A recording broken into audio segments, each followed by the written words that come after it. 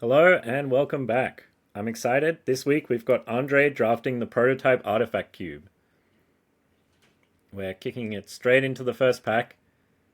Got some interesting cards. Kessig Prowler is a pretty good rate. Scurrilous Sentry is better than it looks, but Zira, Andre's a big proponent of this card. It is 3 colors, but it's the power level that warrants it. So, very fast threat, 4 mana hasty threat, draws extra cards, good in a long game, and he's going for it. So the reason I'm excited is Andre is a 3-time Golden Cube winner, expert drafter, and this is the cube that I've been putting together for a little while now. It's meant to be a bit baffling, confusing, complex. There's some artifact stuff going on, but it's not the only thing that's going on with the cube. And cards like Zira, the cube has a complex relationship with the colors of mana, so it's pretty viable to splash a 3-color card or to play monocolor. There's a lot of different options. So, Andre picking out 2 removal spells and Saheeli to the front.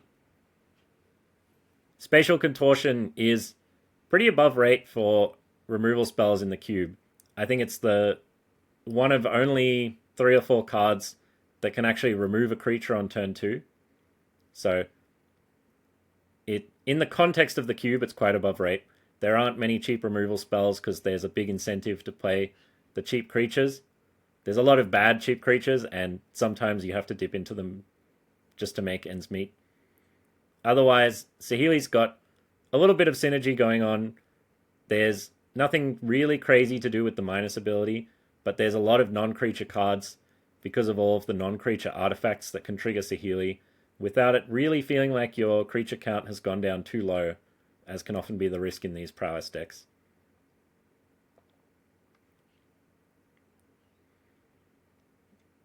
And looks like Andre is picking up the Spatial Contortion. Really hard to find a card of equivalent strength in that area in this cube, so I like the choice.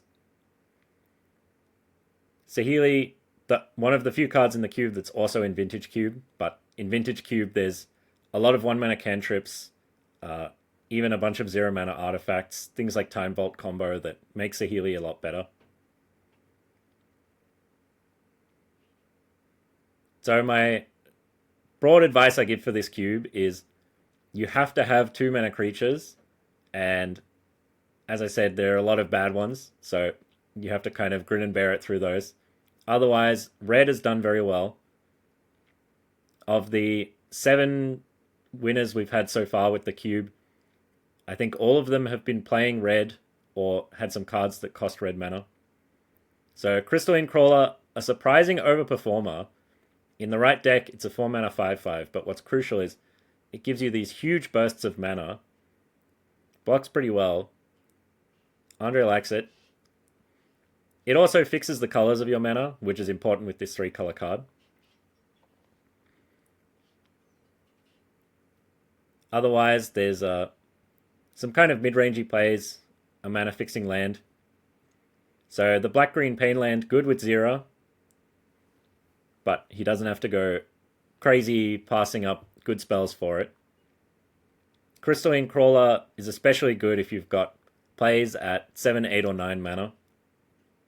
Often this takes the form of a prototype creature, and there's a couple of niche things going on.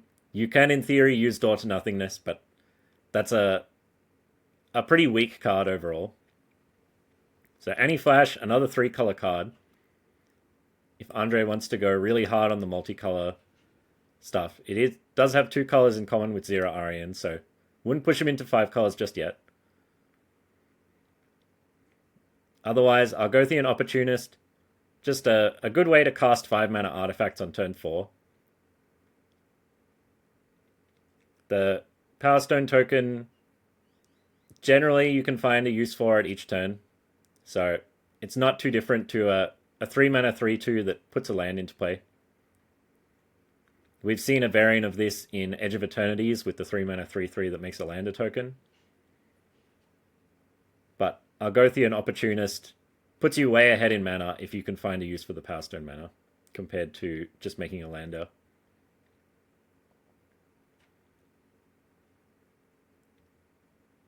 And the cards he's picked so far aren't pushing him in a particular direction, aside from maybe being a Jund multicolor strategy.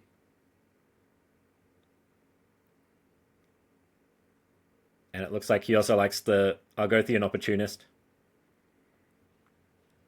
Just a really good deal to pay 3 mana for a 3/2 and most of a land.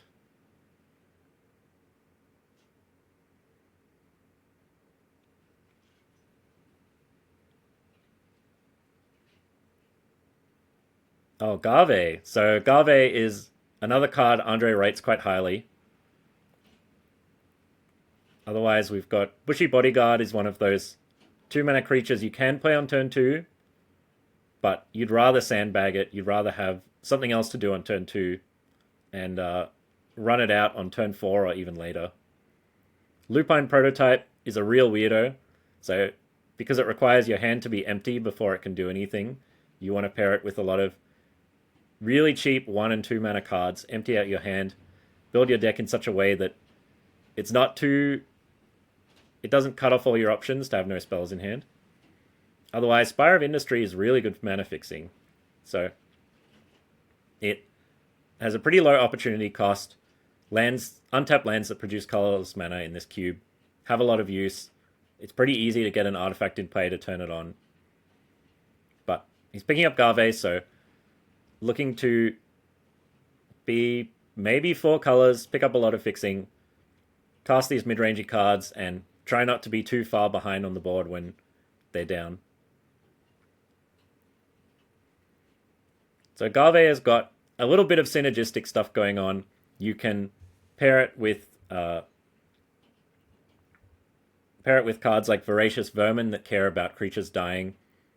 Pair it with ways to get some +1 counters, or cards that want to be sacrificed so they can move between zones more efficiently. But the thing is, just as a 5 mana creature with no synergies, it does pretty well. So you can make Saprolings, chump block, and sacrifice them. You can do a kind of Arcbound Ravager trick where you attack with everything and then see what your opponent blocks, and just before damage, pile a bunch of counters on the unblocked creature. And this kind of thing is less risky in this cube because this cube's really light on cheap removal, and especially removal that is instant or doesn't engage with combat. So if a creature's unblocked, there's a pretty good chance it's going to actually deal damage. So this Lure-Bound Scarecrow there is another weirdo. Containment Construct did very well in Neon Dynasty with the channel ability. It's got a couple of combos in this cube, but it's not quite as easy to get it going. Sky Scanner is just a good deal on filler. So having flying and being a 3 mana 1/1 makes it basically immune to being interacted with by your opponent. There's a little bit you can do by recurring it, but mostly it's just kind of a way to spend 3 mana without investing too much in anything.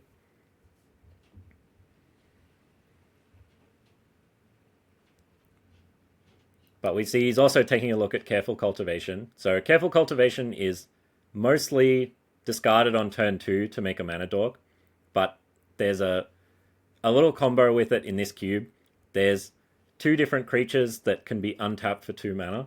So if you put Careful Cultivation on one of those, you tap it for 2 mana, untap it for 2 mana. They both have an extra effect when you untap them, so you get to go infinite.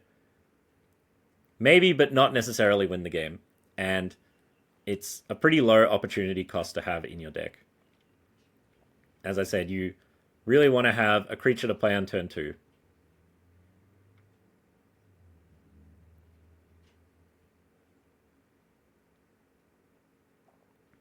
And just consulting what he's got so far. So 3 cards really pushing him into a multicolor strategy. Spatial Contortion, subtly so because it plays well with the mana fixing in this cube. So every non-basic land in this cube makes colorless mana for Contortion.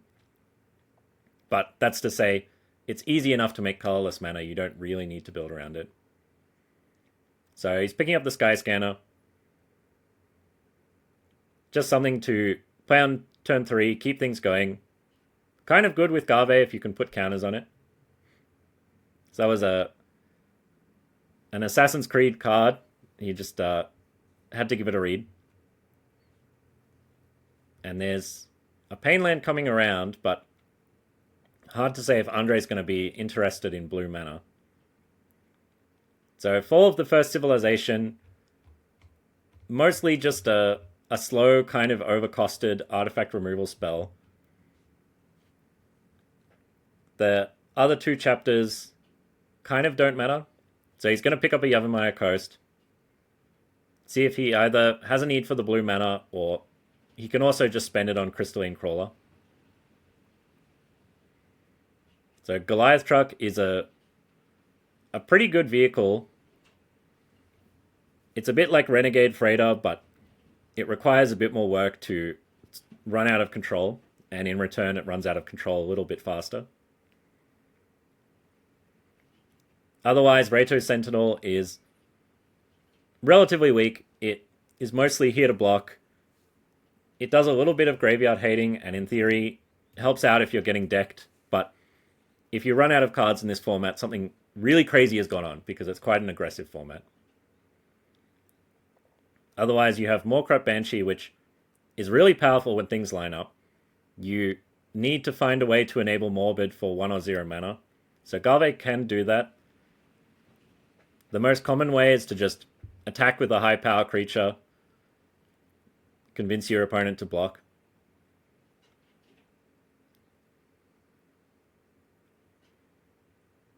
Otherwise, Archon's Glory, probably not the kind of thing that Andre's after.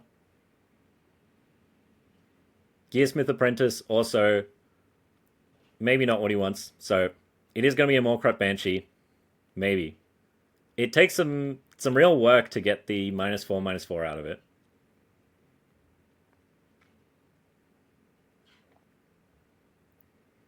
And the Rato Sentinel, tempting. It is a cheap defensive creature.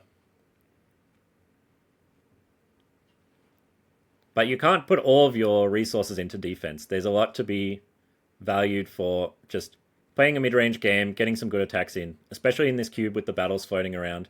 A creature with Defender is a pretty relevant drawback. So we have Llanowar Wastes and Selesnya Guildmage. Llanowar Waste is obviously great fixing, works for both of his 3-color spells. Selesnya Guildmage is a bit of a very efficient card from an old Ravnica set. Or Rustic is an optional removal spell, quite slow and expensive, but it's got some flexibility. Or we have Invasion of Elgrotha,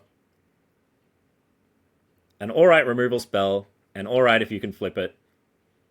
Never does anything too exceptional, but if you're playing a defensive game and have maybe some evasion, some ways to flip to a bit of an offensive role,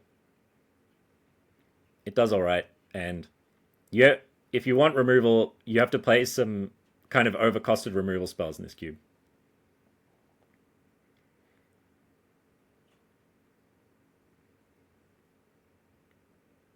And here we have two 2-mana creatures and a fixing land that again makes blue mana, which Andre is not prioritizing too highly.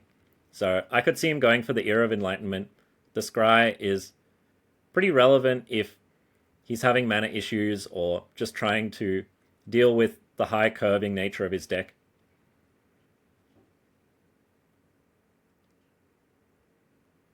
And it's one of the most defensively oriented white 2-drops. Otherwise, Ghastly Gloomhunter, again pretty good with Garve, but you don't need to build around Garve too much. If you are going to build around Gloomhunter, you want some equipment to put on it. Or otherwise, just be playing an aggressive deck.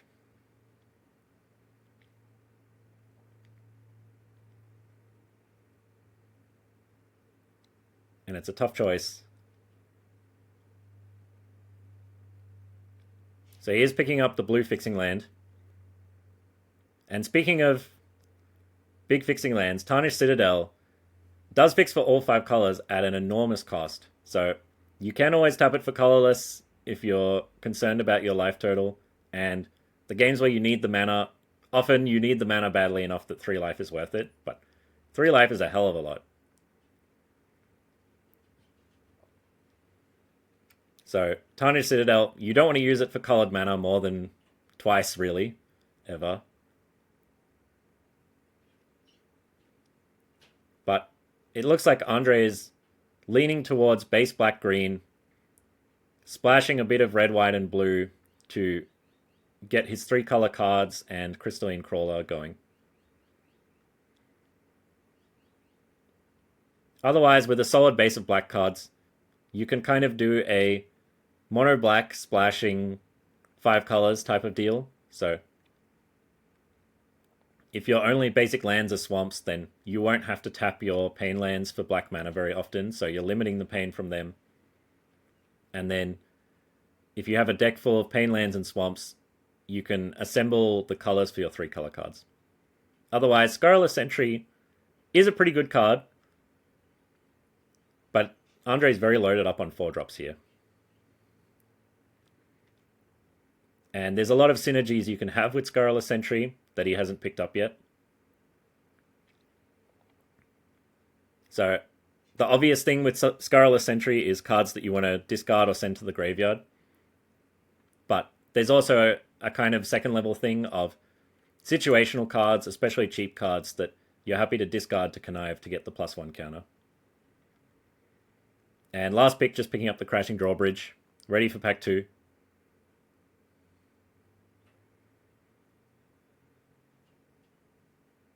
Showing off the Mimikyu. So, Fighterfox, Doomblade is an incredible removal spell. Renowned Weaponsmith, very good mana dork. Cogwork Librarian is some serious draft utility, so it lets you make 2 first picks in the last pack, and the reason that's better than just having a first pick out of this pack is in the next pack you'll know better what your colors are going to be. So it looks like Andre's considering Doomblade versus Cogwork Librarian. Deal Broker also has some pretty good utility. If Andre is going into 5-color, there's a good chance someone else has got another 3-color card, Anti-Flash or something, and he's got something he can trade for it. And a 3-mana 2/3 is a relevant blocker, so he's got Crashing Drawbridge as his 2-mana blocker, but otherwise his deck largely comes online on turn 4. Which is a little bit too late.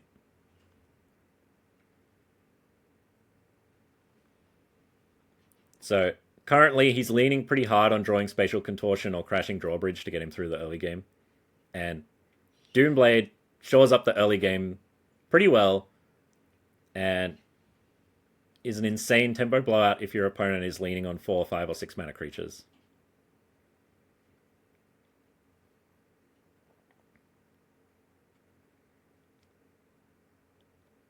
So it's a tough choice. I think he's doing some evaluating of what is he going to be able to swap the Librarian for later that's better than a Doomblade.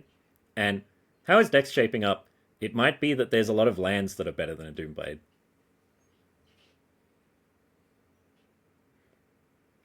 So part of what makes Doomblade so powerful in this format is that the artifact creatures are colorless, so Doomblade can target them, and it doesn't have the usual weakness that if your opponent is playing mono black or a heavily black deck, it can have no targets at all. So you can usually get something. Maybe it'll be a bit of a lower value target than you're hoping, but you can pretty safely find a target for it.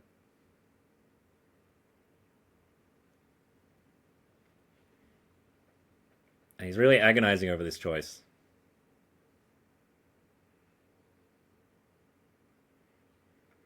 So to drop a bit of context for the Selesnya Guildmage in the previous pack he was considering, one of the strengths of Selesnya Guildmage is this kind of pay mana to make your creatures bigger effect, usually only useful on offense. If you try to play defense with it, your opponent just doesn't attack. You waste a lot of mana. and things get progressively worse for you.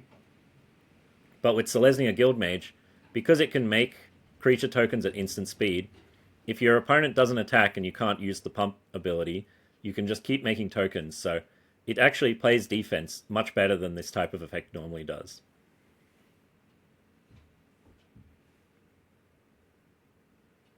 But also costing double hybrid mana, if you're playing a lot of cards like Tarnished Citadel or Painlands, then it can be quite painful to cast. And if you want to cast on turn 2, you can't play any lands that don't make green or white mana. So he is going for the Cogwork Librarian, basically deferring his first pick for a later pack. I would wager cashing it in for a land or some other kind of major color fixing tool. So here we have quite a few cheap artifacts.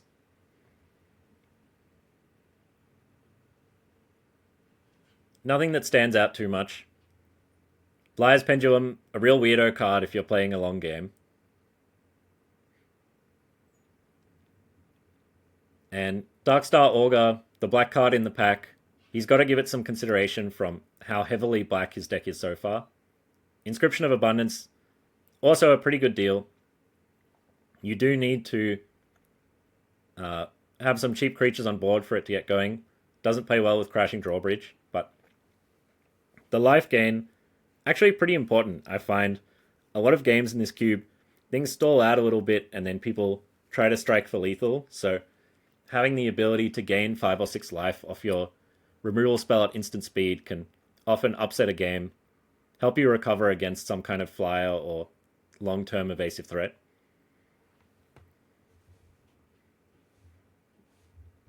Otherwise, the Guild Commons, the kind of land that I think Andre and I rate much higher than other players. So a land that taps for 2 mana is just an incredible deal. Bouncing a land to your hand is not a huge cost, but what is a huge cost for him in this deck is it not making colored mana. And so he is going with the Inscription.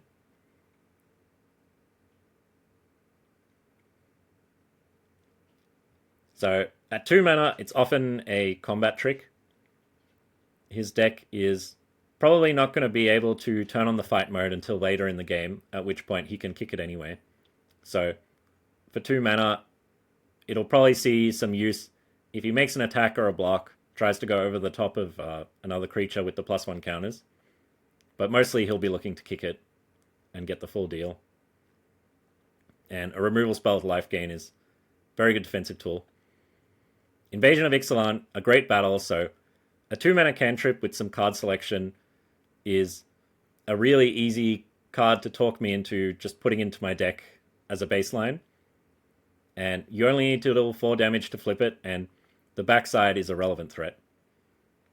Otherwise, he's got Sulphurous Springs, which is a relevant on-color pain land for the 3-color cards that he's casting. Well, just for 0. But he is going with Invasion of Ixalan. Also fixes his mana a little bit. He seems to be heavy enough on green that he'll probably be playing mainly forests and swamps, so he can cast it early. And with his low number of 2 mana plays, he doesn't mind spending 2 mana on turn 2 for it. So Phyrexian Dragon Engine is a great deal, and Mishra's in the same pack. If he wants to get both of them, he can use the Cogwork Librarian, or he can just let it go. But it's pretty exciting to be able to have both of these cards in your deck.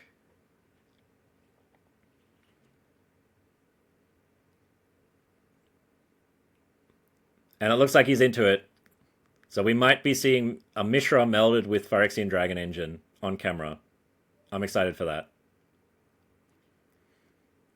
Yeah, nothing else in the pack too exciting for him. There's a card for monocolor decks, which he is very far from. A card that plays well with 1 mana creatures, which he doesn't have. So didn't need much else from the pack. And while you can take one of those and let the other one go, I think Phyrexian Dragon Engine and Mishra are quite high on the power level of this cube. Mishra often feels like game over the turn it comes down. Dragon Engine is less crushing, but it's just a really good rate. A 3 mana 2/2 double strike is pretty above what you get in this cube. I have tried to force people to play 3 mana 1/3s, so the bar is well below Phyrexian Dragon Engine. Unlikely we'll see him using the Unearth mode because once Andre has cast all the spells in his hand, he's probably winning anyway.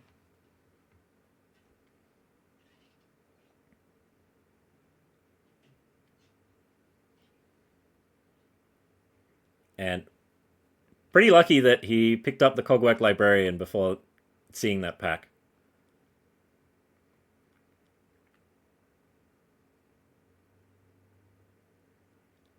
So currently, he's pretty heavy on 3, 4, and 5 mana cards. If he can find one or two more 2 mana spells, otherwise he can slant his deck really aggressive, really defensively.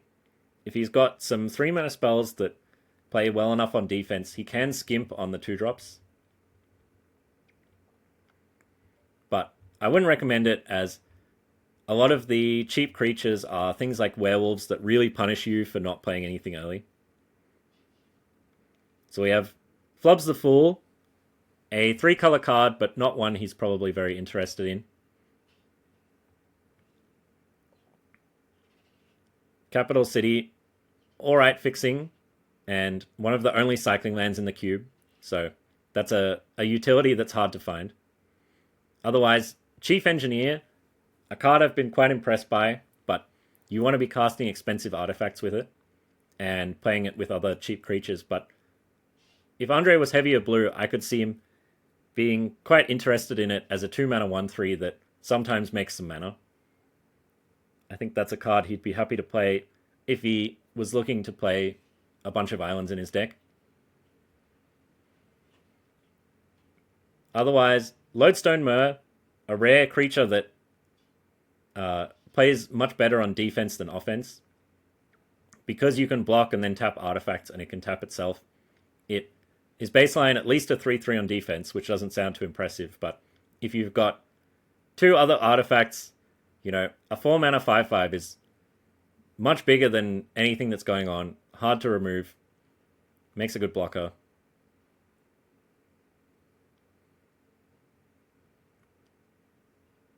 And he's got a little bit of junky artifacts going on with Skyscanner and Crashing Bridge, but he is going to take the capital city. So the tough thing with capital city is you want to use it to, with these kind of pay extra mana for fixing effects, is you want to use them to cast spells that you don't mind casting late. So using it for an aggressive 2 mana creature is not so good. Using it for a 2 or 3 mana removal spell is a great deal. So Llanowar Wastes, hard to turn that down. It's an on-color fixing land. And even if he's not playing the 3 mana cards, just fixing your main colors is great. Abstruse Archaic has got some combos in the cube. He hasn't got a lot that goes on with it. It's good with Capital City, good with Skyscanner. But I think those are the only real combos he's got for it. And maybe you can pick it up later down the line. Otherwise, Godfarer's Gift is just generally great if you can get it in play.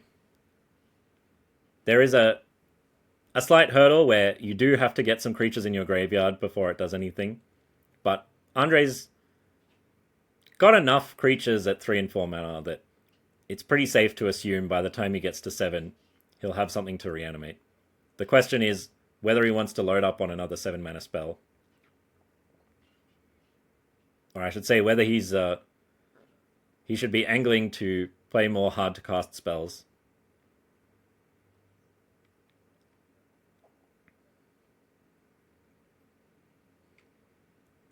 And it's hard to tell at a glance everything that Abstruse Archaic works with. So because lands are colorless, you can double a lot of lands abilities. It's got some good utility with Kessig Wolf Run. There's a land you can sacrifice to find more lands that it can copy. But he is just taking the mana fixing here. I think any pack that doesn't have something really exciting for him, he's going to take a fixing land when the option's there. And we see here it's a choice between a fixing land or a removal spell. So Feed the Cycle might struggle a little bit in his deck just because Andre isn't going to fill up his graveyard very quickly. A lot of his spells are 4 and 5 mana threats that are going to stick around for a turn or two. And he's only got one cheap instant that he can really play on turn 2. So he's not going to be able to forage easily.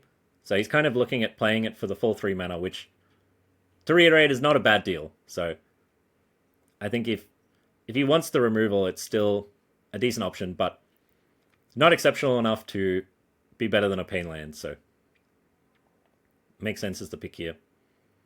And here we see more color fixing, but also a payoff for fixing his colors. So Etch Monstrosity, kind of a weird card. A 5 mana 5/5 is actually pretty tenable in this cube, and anytime you activate it, you go kind of crazy. So it is a relevant payoff for being in all 5 colors, which, because he's picked up a bunch of blue fixing lands that he's otherwise not too interested in, he'd probably like to branch into the 5th color here.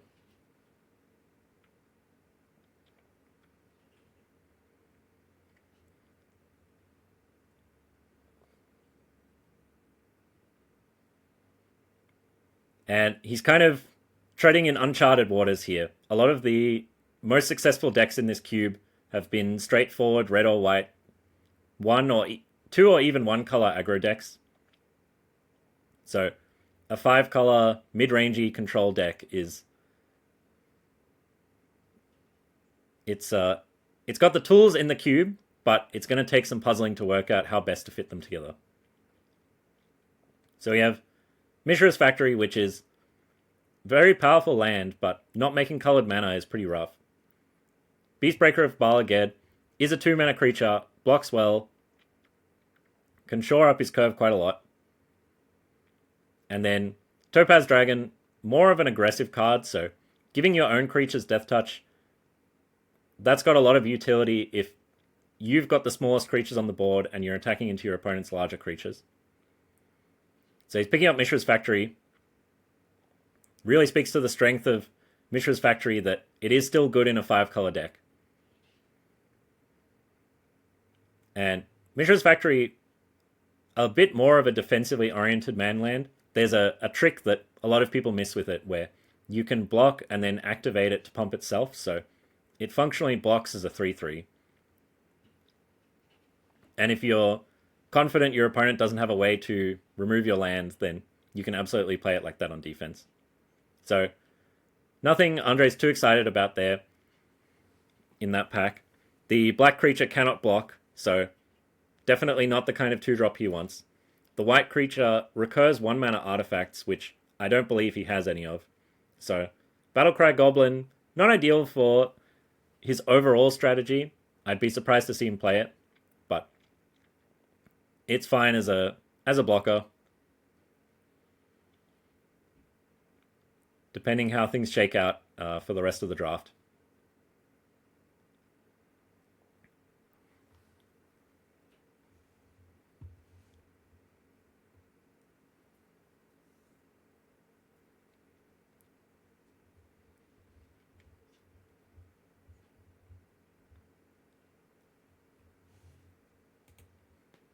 And here we have the March of the Machines pack. So Lawseeker has added a booster pack to the draft. Not a pack from the cube. And this is Path to the World Tree. So Andre's going to pick it up. This is a 5-color payoff, which is very nice to be seeing out of a random pack. It's a 2 mana cantrip, which he's happy to put in his deck.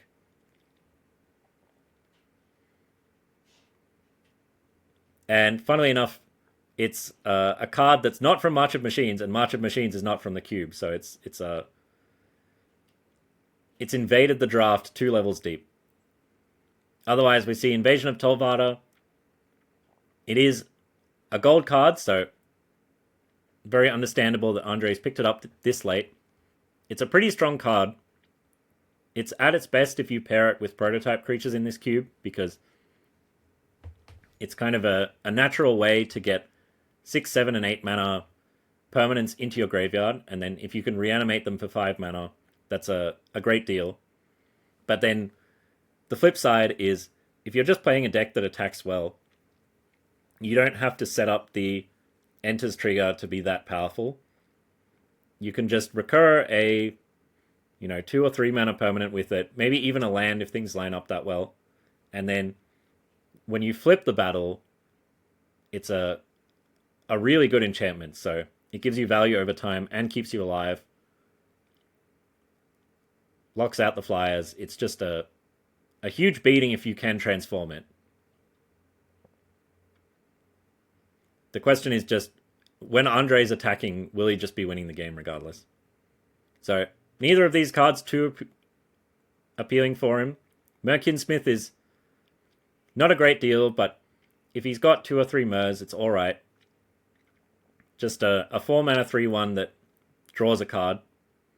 Otherwise, Pacification Array, a more powerful card overall, but if you're playing a slower defensive strategy, you want to have something that have a removal spell that plays well over a longer game. So having to pay 2 mana each time to tap a creature with the Pacification Array is a big cost that his deck doesn't really want to pay. So, looking primarily at the black and green cards, Woodcaller Automaton is a weirdo, but getting 2 creatures can be quite crucial for if you're trying to block after losing the board early. Making 2 creatures is a good way to not get blown out by a removal spell. Otherwise, Palladium Myr is pretty decent. Contagion Clasp is one of the few 2 mana removal spells, even though it's quite limited in what it can remove without extra mana.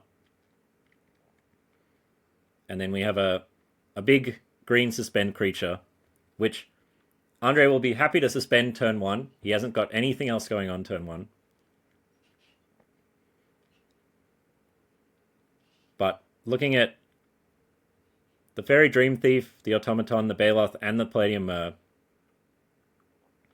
nothing here that really stands out for his overall strategy. Palladium Myr is pretty good with 5 and 6 mana cards, but things have to line up pretty well with his lands for him to hit the colors to cast Garve on turn 4. So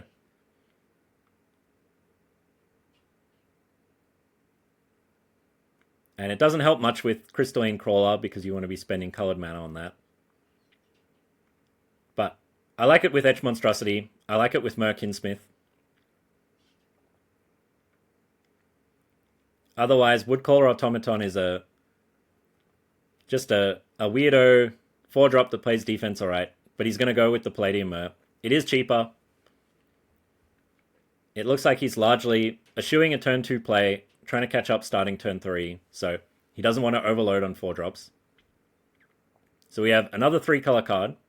Always an opportunity for him, as he's one of the few people at the table with the option of casting them. But Bone Horde is a really powerful card. Contest of Claws, also quite good. Obviously, you have to get a creature going first, but it's pretty above rate as the removal spells in this cube go. So Mayor is one of those 2 mana spells that really incentivize your opponent to play cheap spells, otherwise it'll transform early and run away with the game. But he's looking at Collective Blessing, so something that plays well with Garve, something that plays pretty well over a longer game. His Zera can also make tokens. His Sky Scanner is good with it.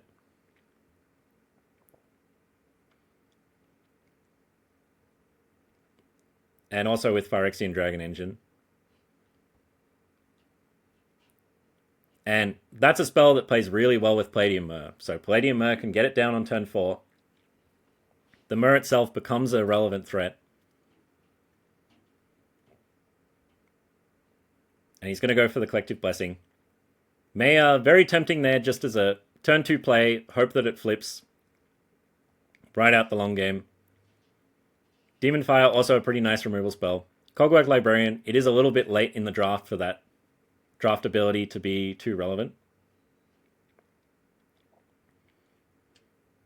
So Stump Stomp is a pretty strong fixing land, and the utility of the removal spell is really high. Otherwise, Boulder Branch Golem if you want something more defensive.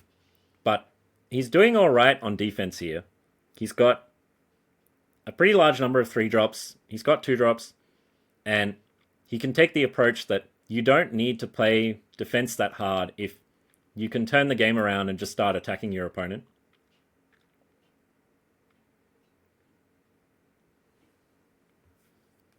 So I like picking up the double-sided land there.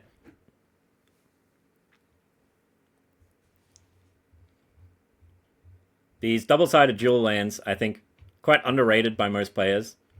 So a tap dual land is something that is begrudgingly playable in most draft formats, but the ability to cash in your land for a spell is really huge.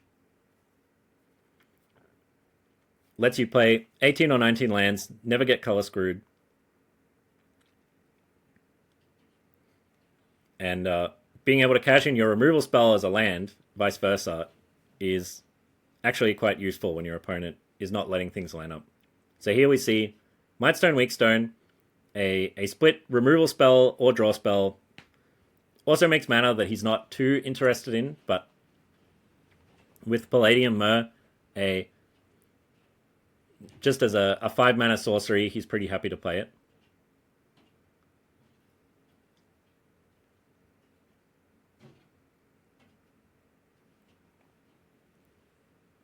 I'm a bit nervous about the density of 4 and 5 mana cards here.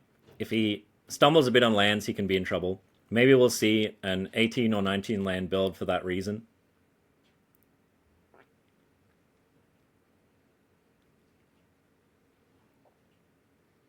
But he's got 3 2-mana plays. They might not affect the board, but they represent a bit of utility that he's getting from not having to spend his early turns casting cheap creatures.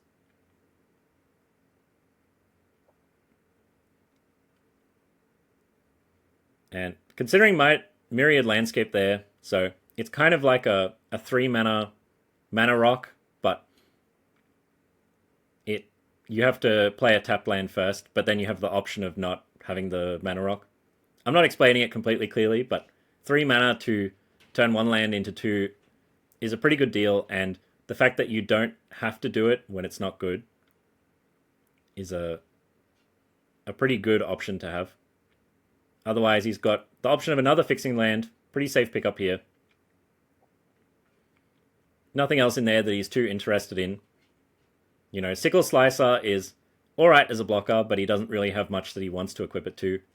Tyvar has almost nothing in his deck to recur, so definitely not playing that one. Even though Tyvar lines up pretty well with his core colors of black and green.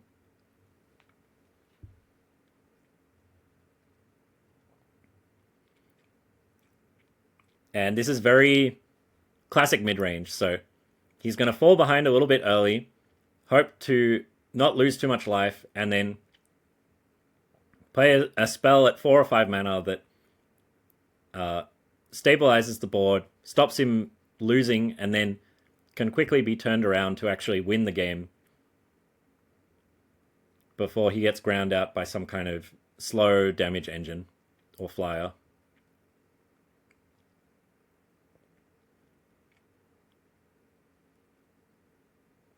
So I think we're likely to see turns 2 and even 3 just playing some cantrips, ways to find the right cards, and then turn 4, if he can slam down a big creature, and then the game is going to come down to whether that creature dies immediately.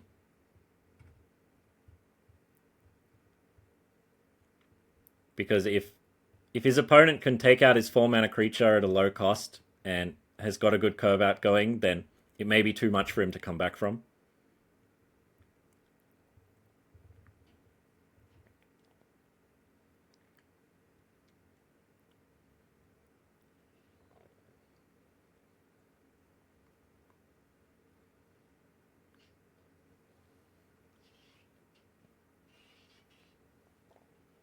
And I'm also keen to see Zira Arian in action. So she does have a bit of a mechanical theme to her in that you need creatures to die after they've received the egg counters. He's got Garve to sacrifice them. He's got a couple of removal spells. You can't play that many removal spells in this cube. So I think he's got 4 or 5, which is a decently high number by this cube standards. So more fixing lands always an option.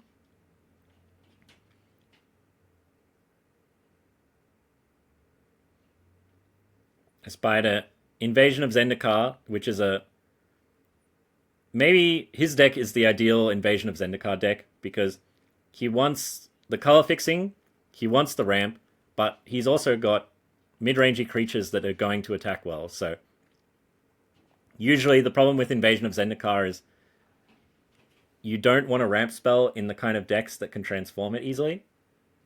And I would say he's met the intersection of wants the lands and can transform it. So he's going for it. Otherwise, there's Rust Goliath in there is a pretty decent defensive creature. Very tempting with his Invasion of Tolvada. So if he can find a way for the Rust Goliath to die in combat, he can bring it back as a 10-10.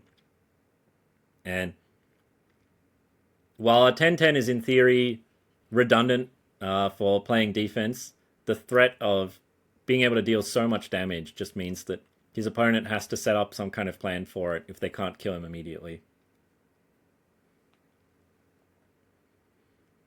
So we're seeing some nice blue cards still coming around. Urza is very tempting. He's got the Mightstone and Weakstone. He could have both of the meld pairs in his deck, and probably more relevantly, a 3-mana 2/4 is really something his deck is interested in. So Filigree Familiar would be doing a similar role. It would be a marginally better card on turn 3 because it's a bit safer to block with, comes with a bit of life gain, easier to cast.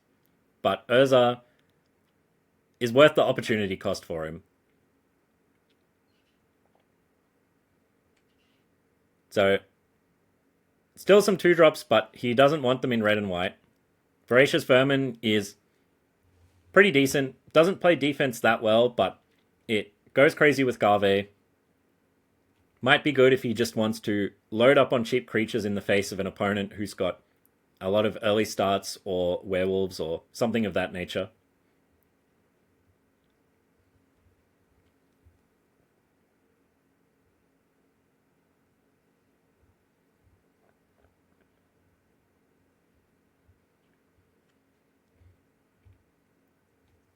So, seeing if he's going to get any cheap artifact creatures coming around, I think he'd be happy to play most of them just as a cheap roadblock.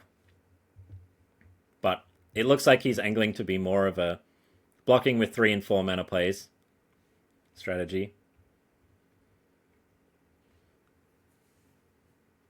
Green has got some very defensively oriented cards. Green just naturally really good at playing defense against creatures that don't have evasion. So Green's undercosted creatures better at blocking than they are at attacking. It's often got access to life gain. It's really good at setting up defense against white and red creatures. Often suffers against blue counterspells, but those aren't a huge part of this cube.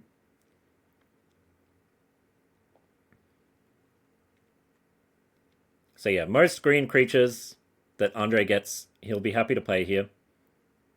Kitesail Freebooter, just another 2-drop. If he can nab a removal spell out of his opponent's hand, then it makes it much more likely that his Zira and Garve are going to stick around, and that's going to make a big difference. And talking a lot about Zira and Garve, but Mishra is huge as a 4-drop. It's like a better Hell Rider in a lot of respects.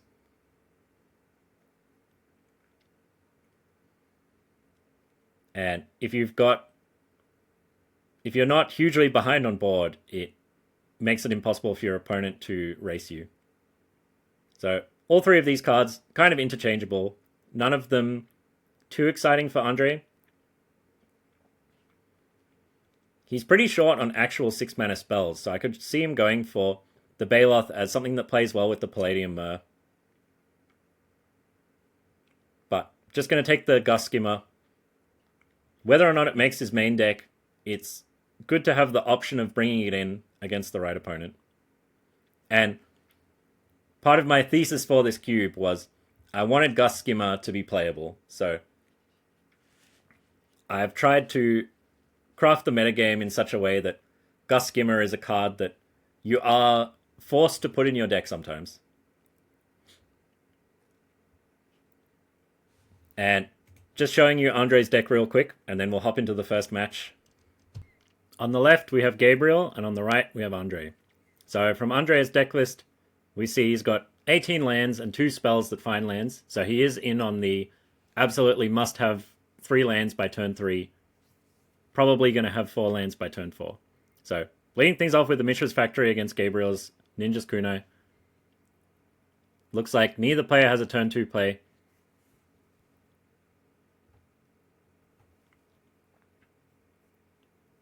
And coast should be clear, just sending in the Mishra's Factory.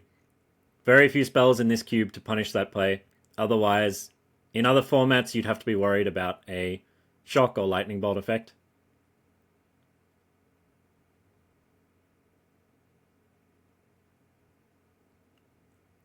And starting things off with an Angler.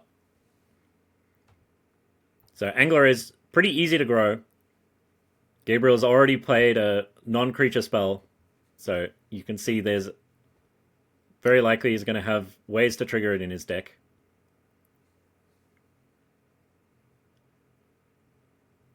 And there's a Phyrexian Dragon Engine.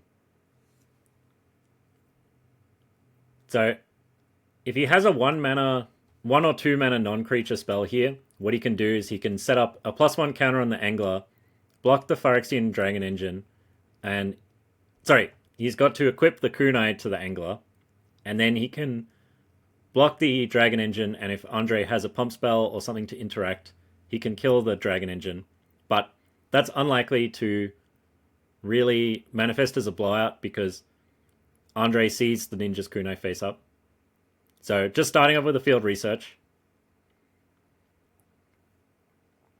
Gabriel will have to trigger the Angler 2 more times before it has a fantastic block on the Dragon Engine, but currently it's got the option of trading.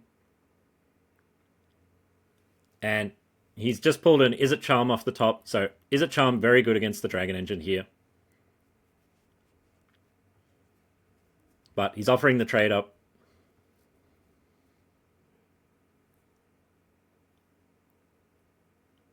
And looks like Andre's happy to trade.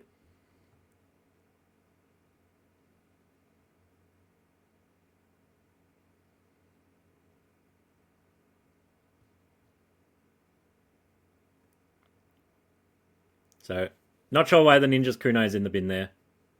But it'll be a while before Gabriel can use the Kunai regardless. So, looks like he's got a 5 mana creature in his hand.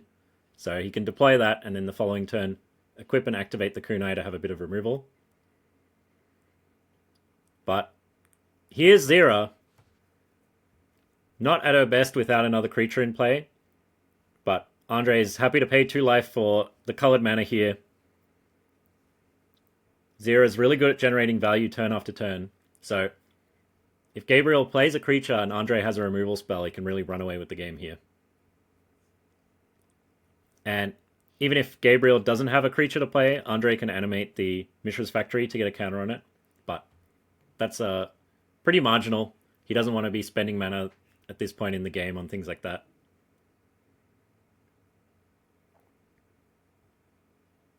So just playing out the Halo Charge Scarb. The sticker on it is to indicate that it's from the bonus pack. So this was a March of the Machines opening.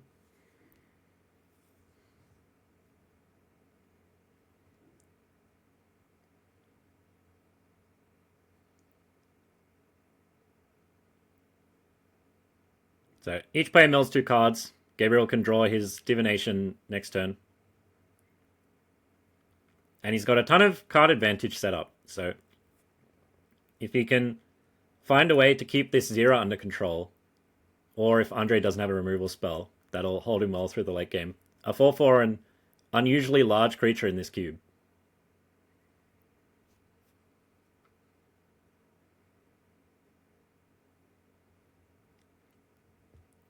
So getting the first trigger with 0.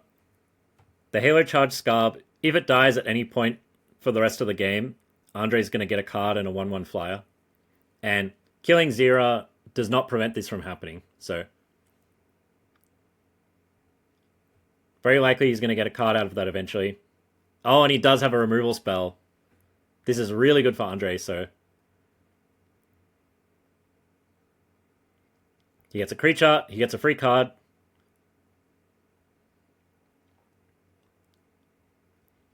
He's pretty far ahead on the board, and he's even got something to do with the Power Stone mana. Just an 0/4.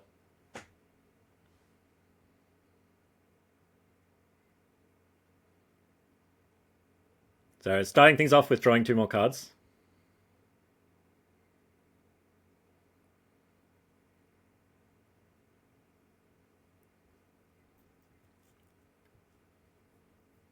And unfortunately, the land color situation has locked him out of having access to Izzet Charm this turn, but that's relatively minor as it can't kill 0 and he doesn't really want to kill the insect.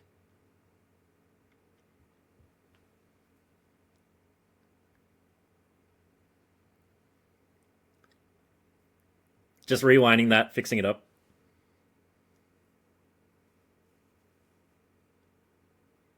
And he's got another draw spell, but it's quite slow. So if Andre goes for an egg counter on the 1/1 flyer, then Gabriel can respond to the trigger, kill the flyer, and then Andre won't be getting a card. But having 0 in play for this many turns is a really bad sign.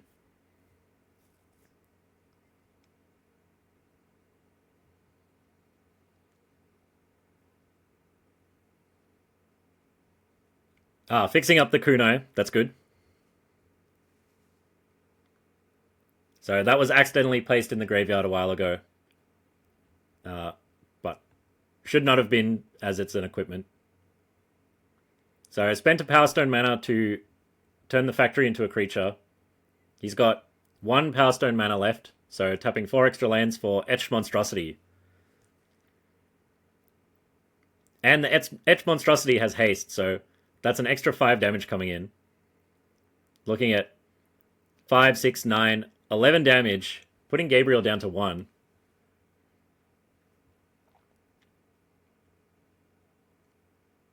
He can burn the Izzet Charm on the Mishra's Factory to stay at 3 life, but it's not looking very good for him.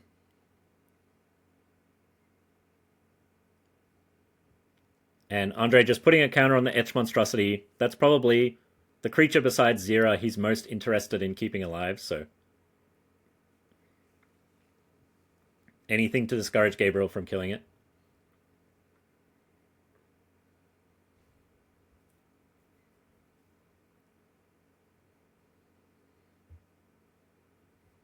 So, going digging here.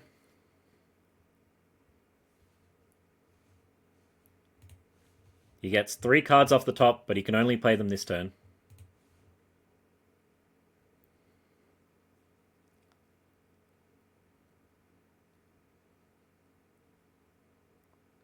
And unfortunately, just lands and another draw spell. So his position looking very rough just because of the unchecked 0. And not much that can get him back from this position. So game 1 goes to Andre.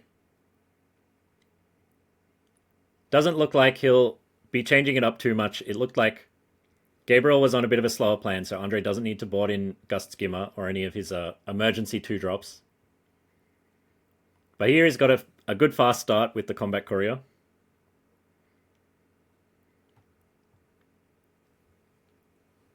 It's not a very fast threat at killing your opponent, but the Courier, represents 3 or 4 extra damage.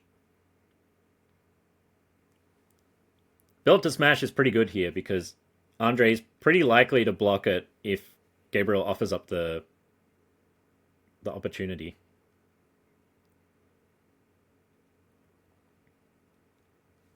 But it doesn't look like he's got a huge amount to follow it up with here. Gabriel needs to hit a third land drop, so we might see him cycling off the removal spell here. And he is. So cashing in Go for Blood. Oh, but not a land. He's doing alright for now, but he really wants to rip a land off the top next turn.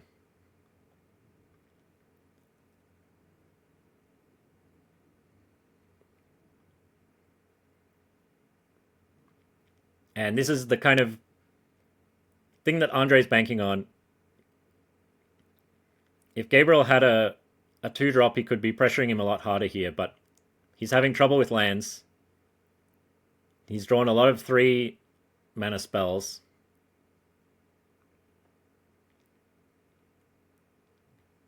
So we might be seeing him just cashing in the Combat Courier after attacking with it.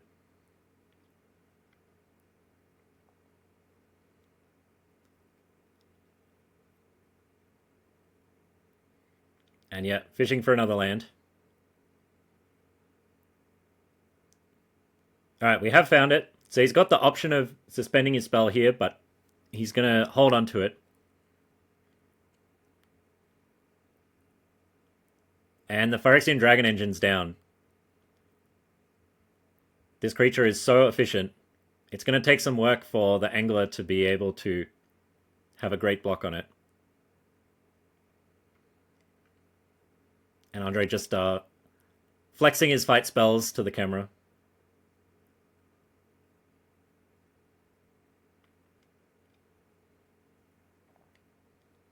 And Gabe's got the option of using Archon's Glory defensively here. It's very risky. It doesn't get him a 2... It doesn't... Oh, it would bring up the Angler to a 5/5. So if things work out, things will be good. Oh, and Andre has got all 4 colors for the Crystalline Crawler. Had to pay a lot of life for that. And now he's sending in the Dragon Engine. So on the face of it, Gabriel can go for a block here. But Andre's got a trick that would devastate him if he goes for it.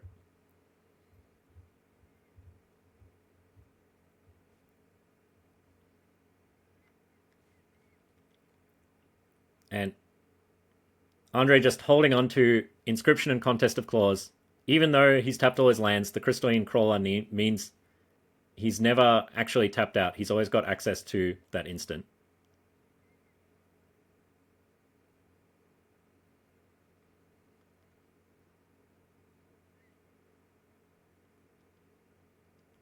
And Gabe's setting up... Looks like he's got a bit of a prowess cantrip strat going here, so... Lots of card draw, lots of divinations. If you can keep the Angler alive, they'll convert into real board advantage.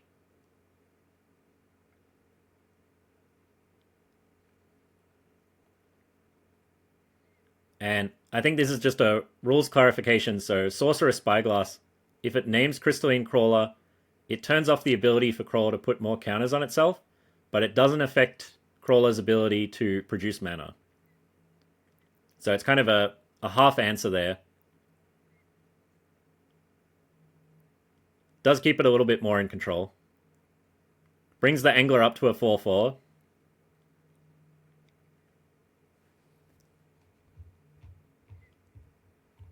And with Archon's Glory, if Gabe can keep his Angler from dying, he can pump it up to a huge size, give it lifelink.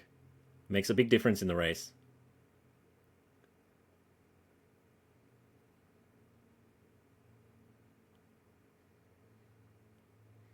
And importantly, he gets to see Andre's hand, so... We see Andre's got 3 fight spells, lots of removal.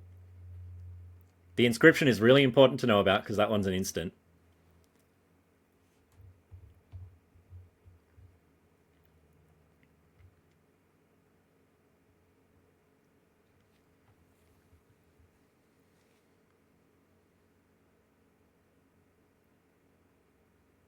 But the worst case here is if Andre just cashes in the removal spell now to deal with the Angler, then a lot of what Gabe's building momentum on is going to disappear.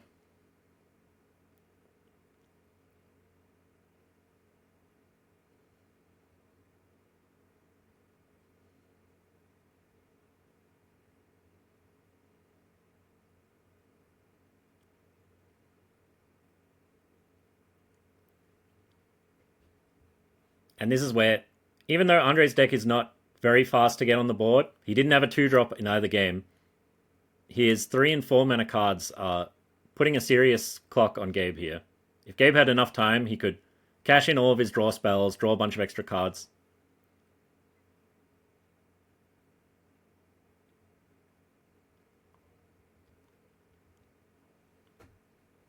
But if he loses the Angler here, he's not going to be able to convert this card advantage into anything relevant on board.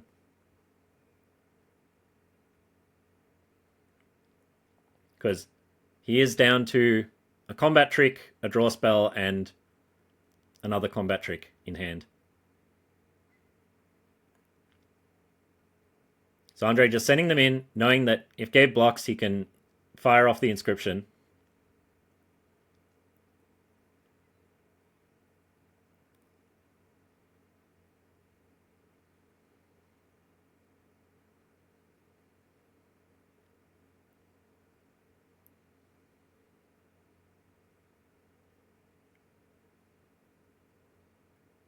But regardless, that's 13 damage. Puts him down to 3. It's going to take some serious work for him to not die on the next turn.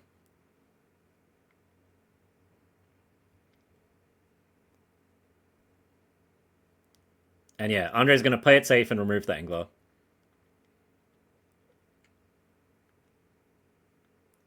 So, if Andre couldn't kill the Angler there, Gabe would have been in a pretty good spot. He would have had a 8 power lifelink attack, bringing him back up to 11. If he can find something to deal with the Crawler, he'd be doing alright. But without the Angler on board, it's going to be really hard to keep up with here.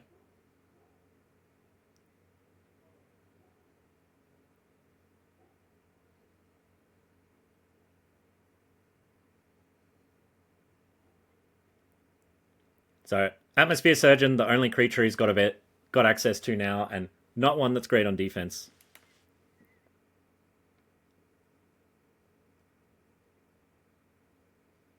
The Kunai, too late to deal with this 4/4 now.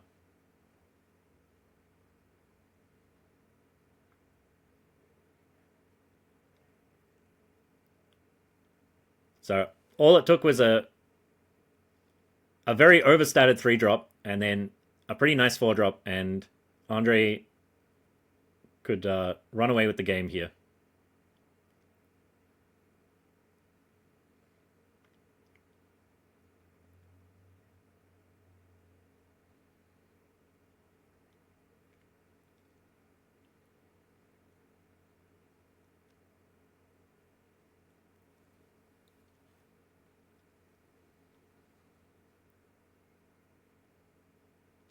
And yeah, just packing things up. Match 1 goes to Andre. Showcasing the surprise power of Crystalline Crawler. So match 2, we've got Richard on the left. Andre's still on the right.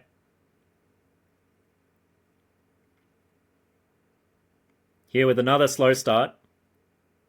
And Hanwei Militia Captain. So this is a... Oh, the Spatial Contortion is really important here. Gave Andre something to do turn 2. Dealt with a problematic creature.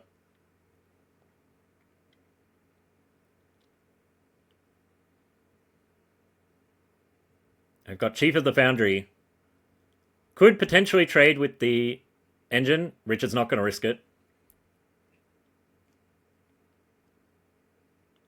And good chance that the Chief represents a lot more than 4 power as the game progresses. And here we see a post-combat Invasion of Zendikar. So playing the battle in main phase 2 is a sign that Andre probably had some kind of combat trick there. He was trying to bait Richard into blocking. Because if he was just trying to force a trade, then he could have played the invasion pre-combat. So now Richard knows there's something a bit suspicious going on. If he's got a removal spell for the Dragon Engine, that's going to be really important. But otherwise, he'll probably try to set up a block with a low value creature. And here we see the Rager. Making an assessment on whether he wants to send in the Chief of the Foundry. So if Andre just has a straight removal spell, he would be able to take out the Rager, flip the invasion, get a free 4/4. So Richard's saying here, if Andre has a way to get rid of the Rager, he'd rather chump block with the Foundry, Chief of the Foundry, than let Andre get the 4/4 straight away. But also a statement on Andre's at 20. Richard doesn't need to be pushing damage that hard. So the Rager is a 3/3. And it's just going to trade with the Dragon Engine for now. Thanks to the Chief of the Foundry buff.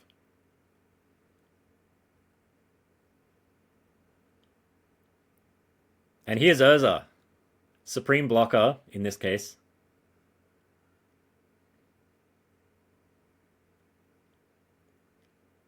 And a 2-mana Myr thanks to Urza's discount.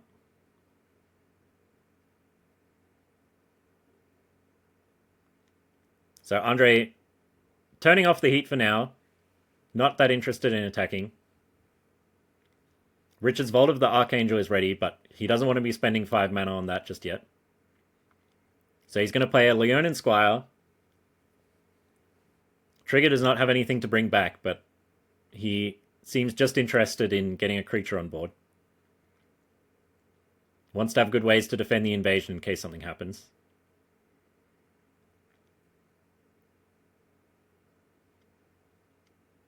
And Urza doing a lot of work here. Blocks well, already made back 2 mana.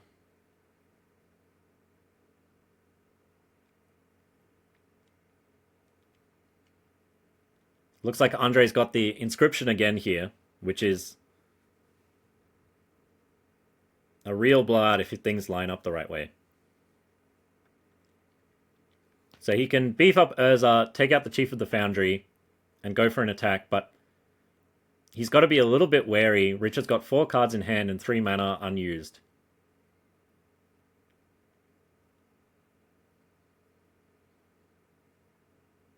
And there we see Richard's got a Doomblade ready in hand, so Andre has to play around that if he's got a suspicion that something's going on.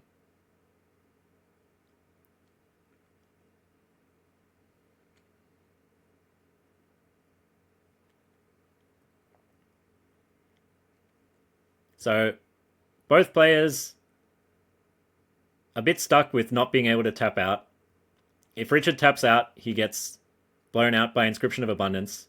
But if Andre plays a proactive Inscription of Abundance, then he gets blown out by Doomblade. Oh, but Richard's tapping out. The Doomblade is no longer a threat. And Andre knows that this is his opportunity.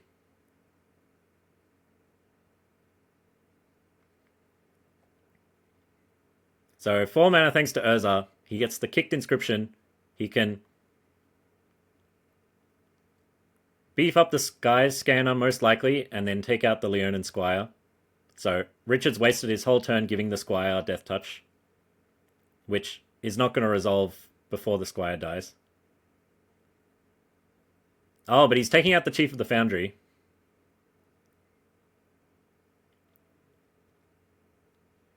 And then he's happy to just trade these off. So, also a good outcome. He gets to flip his invasion. He's played around the Doomblade. Richard's board is empty.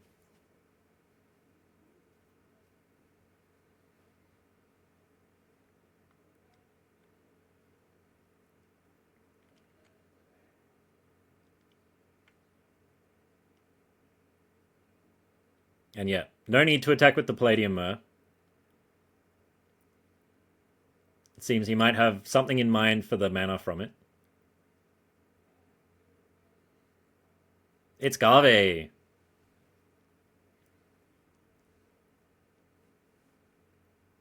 So Agave, not synergizing with anything particularly, but still a real serious threat.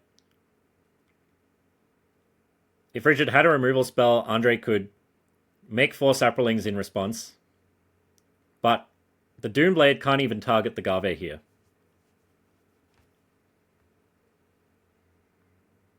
So Richard unearths the Rager just to draw a card.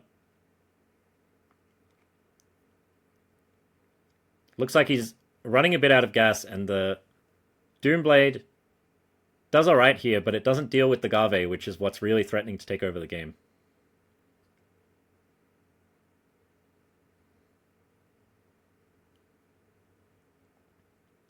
And can't get through with the Rager. So Andre can turn +1 counters into creatures and creatures into +1 counters.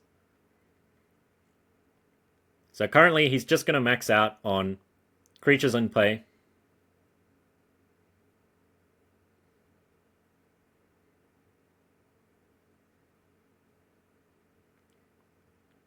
So 4 Saprolings. Next turn he can attack, turn Saprolings back into counters to get through a Rune Servitor if the Rune Servitor blocks.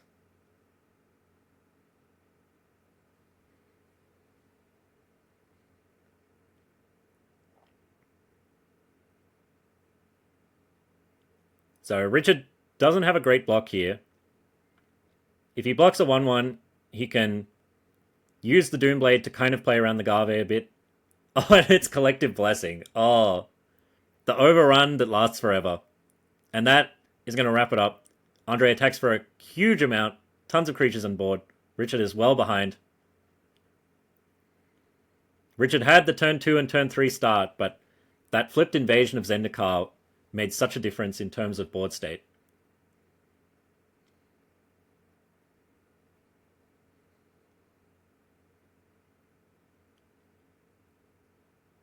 Starting here with a nice 2-mana 3-1. And this is where it really matters that Andre doesn't have that many turn 2 plays that impact the board. Looks like he's got a Mishra's Factory in hand, and he really doesn't want to trade off a land for a creature this early in the game.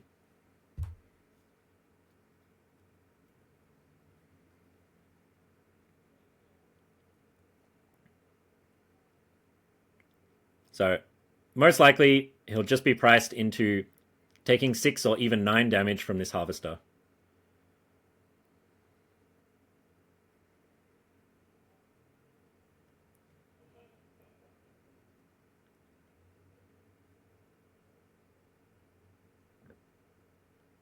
And a simple Thopter to follow it up.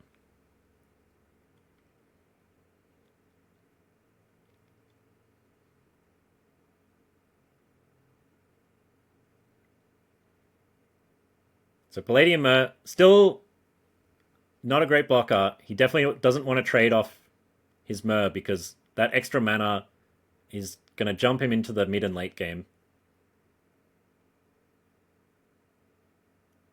Oh, and this is a nice curve out. Looks like he's forcing the trade here. Otherwise, Andre would be taking 7, going to 10, facing down a 3-power flyer. Is not the way he wants things to shake out. And Richard just playing a tap land there.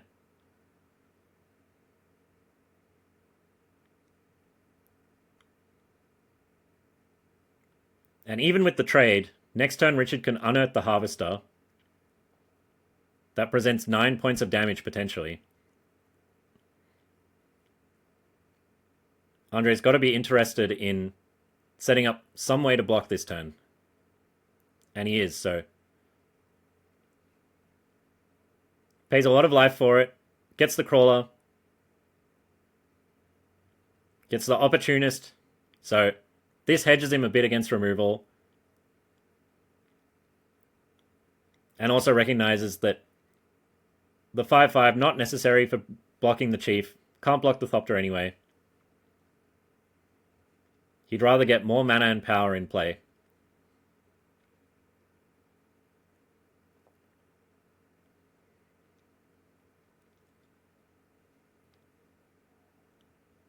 And getting these 5-5 Crystalline Crawlers has been a real payoff for the number of colors that Andre's playing. And yeah, Richard Not willing to trade off the chief there. Just tapping it for the convocability. Getting in for 3 damage. Not developing the board very well. And considering whether he'd like to bounce a regular land or his aura. So, this tap land, if Richard bounces it with his other land, then he can give one of his creatures flying, which is going to be really relevant here. He doesn't want to get locked out of combat on the ground.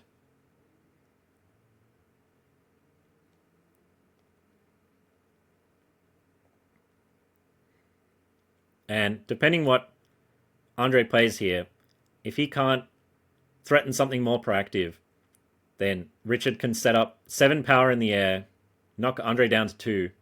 Starts looking quite grim for him. And the trouble with being down to 2 life is even if he takes out the Thopter, Richard can later unearth it.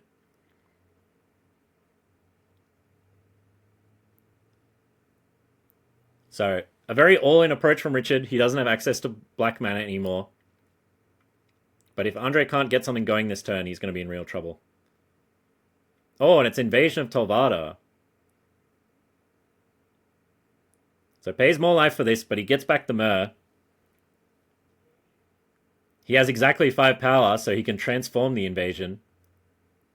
And the Invasion is going to make flying lifelink blockers, which is really important on this board. Andre has gone from near certain death to pretty much in the driver's seat. Even if Richard can take out this flyer, he really needs to get something fast going, or the Invasion of Tolvada is going to take over the game.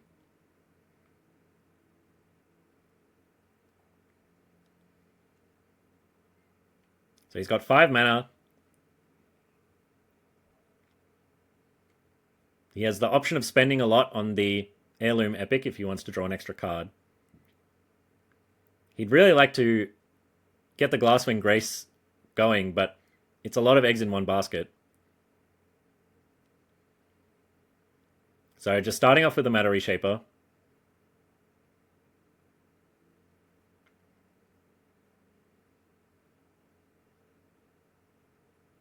And a 1-drop.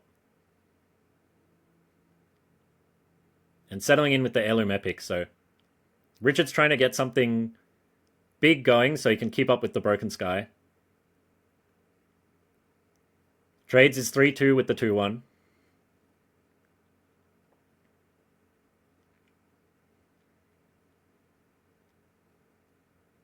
And maybe an acknowledgement here that flying is not going to be as powerful as Richard thought it was. So previously, the Glasswing Grace was Richard's ticket to ignore all of Andre's blockers. Now Andre's best blockers have flying anyway.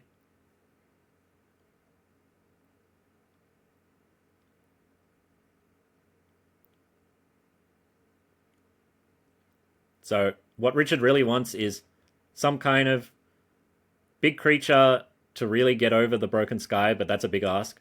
Otherwise, trying to get over without the combat step. Heirloom Epic gets him some of the way, but it's a little bit anemic in the face of the Broken Sky. It's going to struggle to keep up. And there's another flying blocker.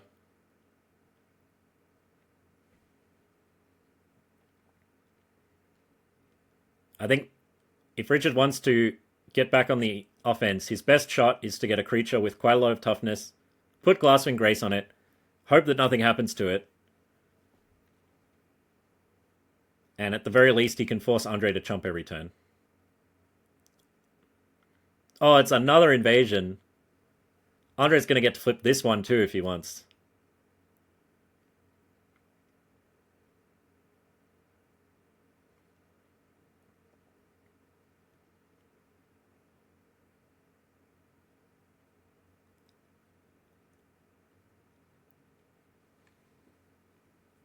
Andre really showing his deck is the perfect place for Invasion of Zendikar.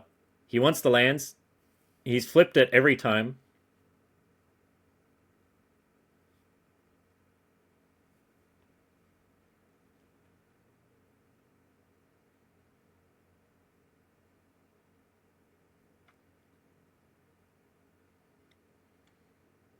And the free 4/4 just... Richard's falling pretty far behind. Andre, with so much stuff in play, he's running out of space on the playmat.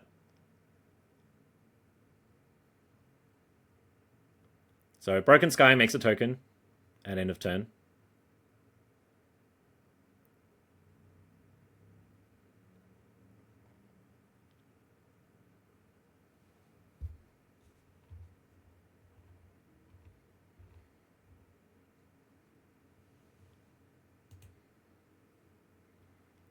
He's got a lot of options with the Heirloom Epic. Oh, Henry Militia Captain might be what he needs. So as I said, he needs a big creature to put the Glasswing Grace on, because flying plus lifelink means that Andre can't race him on the ground. He's limited on what he can block it with. That at least keeps the Broken Sky under control, and then Richard can maybe assemble something else. He's going to tap all 4 creatures for the Heirloom Epic. Not interested in blocking.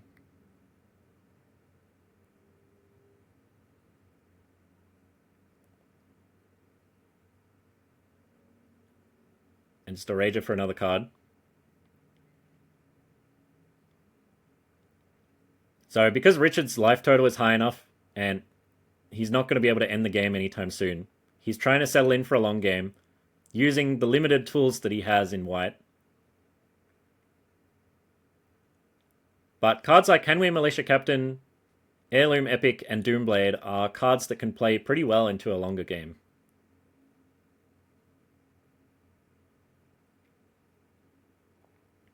So this looks like a better chance for him than just suicide attacks and hope that Andre doesn't have a way to defend himself.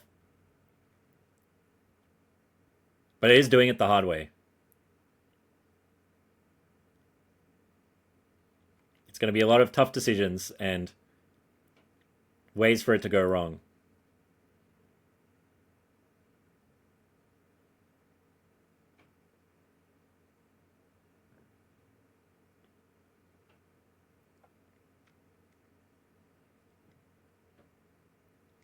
So Andre, starting with attack, the Rager is just a 3/3. He's seen indication that Richard is not going to be attacking too heavily anytime soon, and Richard really doesn't want to trade off a creature here. If he can get to his next turn with the 4 creatures in play, then his Militia Captain flips. If Andre manages to kill 2 of Richard's creatures, then his Militia Captain is way behind. So, even though it looked like Richard had a decent block with the Rager, he just really wants to keep all of his creatures in play.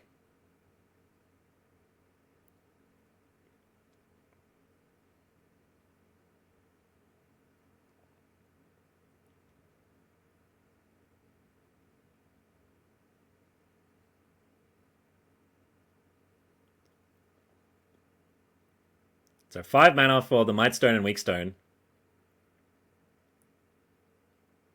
Killing the Chief of the Foundry. So, Militia Captain currently on track to flip. Richard glad that he did not block with the Rager.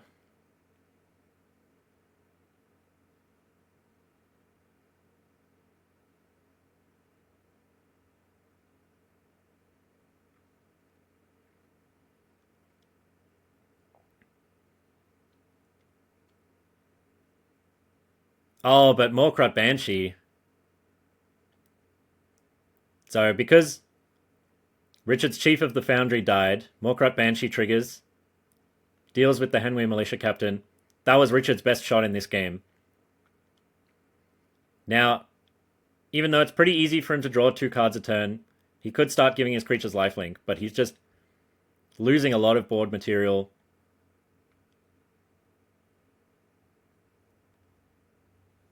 He's having to spend mana to generate resources that Andre's been generating at a much better rate.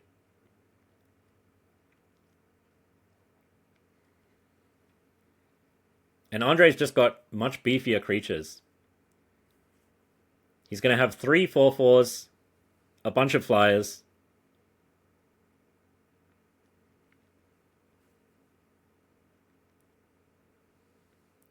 even as Richard's best chance is playing an attrition game, he is sometimes having to spend 2 cards to deal with one of Andre's, from the looks of things. So we have a black source, and the Hued Stone Retainers. What a weirdo card.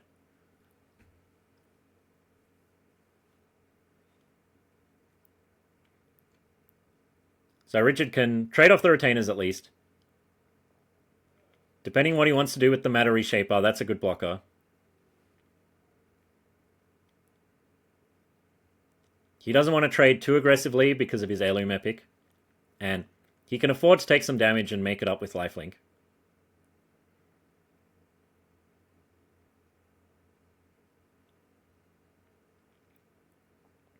These multicolor decks, you gotta think through your whole turn before you take a single action. And Pain Lands can be quite taxing to play with. It's never clear whether they should be the first land you tap or the last land you tap.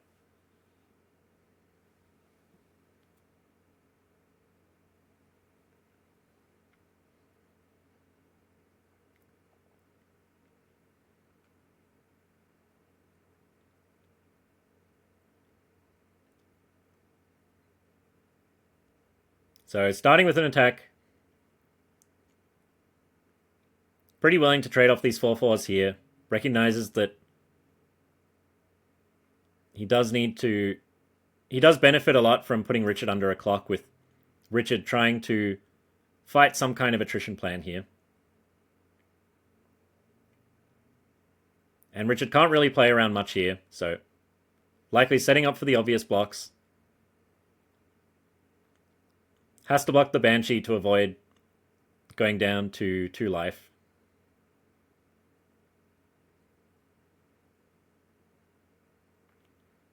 Had the option of trading off the Scarecrow Guide, but the black mana from it represents a lot of lifelink if Richard can get a handle on how the game is panning out.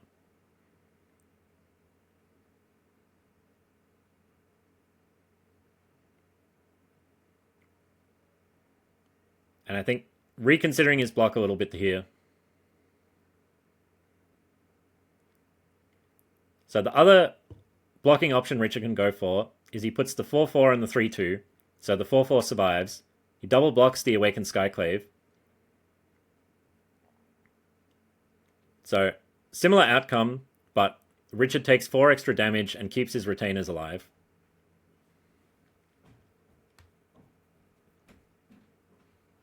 And with the Retainers being a pretty relevant blocker on this board, that might be a good thing to cash in. But he's going to avoid going down all the way to 2. Take the block with the Scarecrow Guide on the flyer.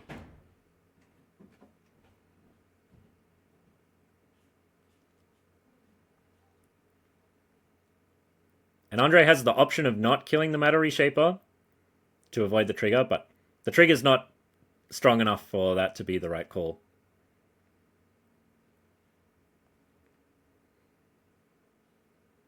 So Richard goes down to 4. Puts Oswald Fiddlebender into play. Nice.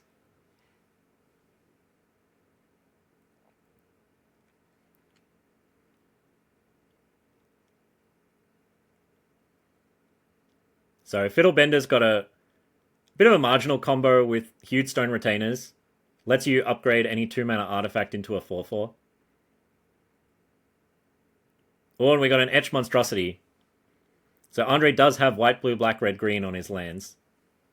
He can cash that in to make it a 10/10 and draw 3 extra cards.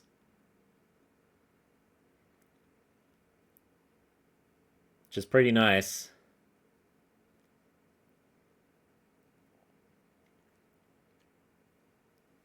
Richard probably not cashing in the Hued Stone Retainers with the Fiddlebender unless there's something really impressive he can get. But the coast is kind of clear here for the Aura.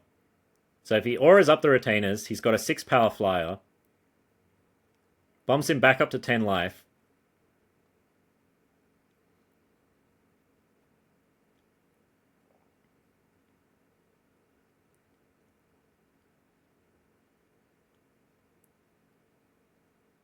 The lifelink retainers can represent a lot of keeping Richard in the game.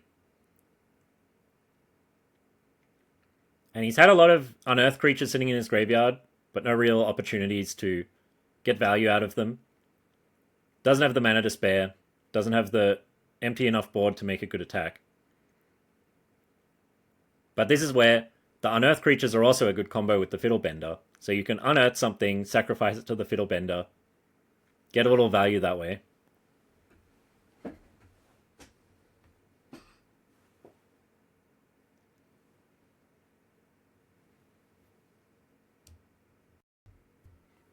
So Richard he's gaining life, he's getting extra cards.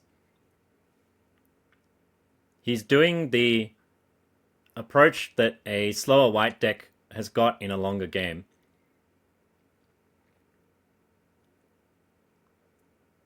The trouble is, he needs to find an answer for the Broken Sky or some way to keep up with what's going on there. He also doesn't have a way to deal with the Etched Monstrosity. Canoptek Tomb Sentinel is a way to deal with one of those things.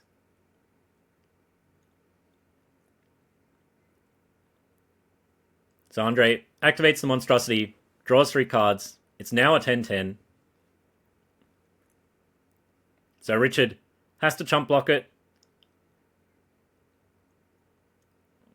His Tomb Sentinel is a decent blocker, and Andre kind of has to force the trade because letting Richard sacrifice it to the Fiddlebender is also going to be bad for him. So we'll likely see Andre send in the Monstrosity, the Banshee, the Crawler, and the Spirits. Richard can take 9 and go to 1, which is not too precarious. Or if Andre sends in the Palladium Mer and the Factory, he can at least force Richard to... I think that might be lethal. There's a lot going on in this game.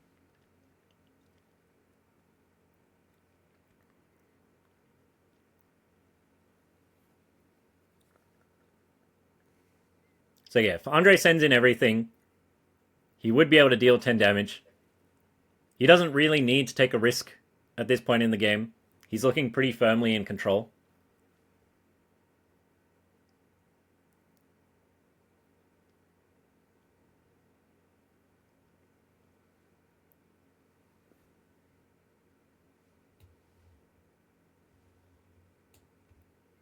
And it looks like he's got something else in mind. Gonna get a mana off the Crawler.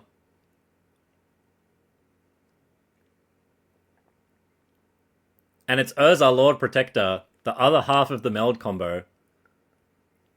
He's moving quick. I think Andre is... It's time to put them together. Alright, show us how it's done. Urza, the enormous card. Very rare sight to see this in play.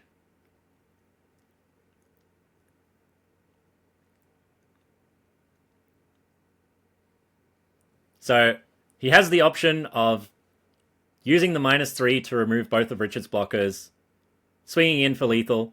We'll see how much he wants to show off here. Just demonstrate how in control of the game he is.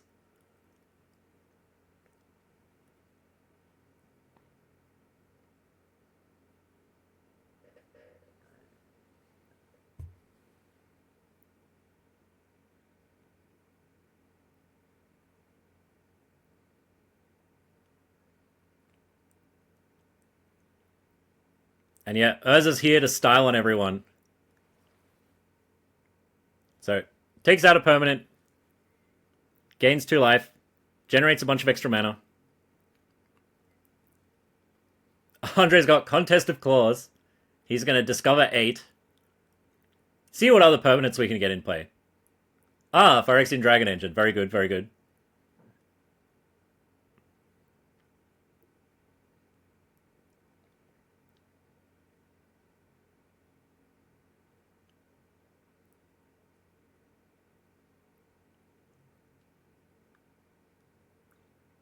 So, you could call this a missed lethal. I think this is lethal by a different path. very unlikely Richard is coming back in this game. And are we setting up for the double meld? Let's get both of the brothers in play.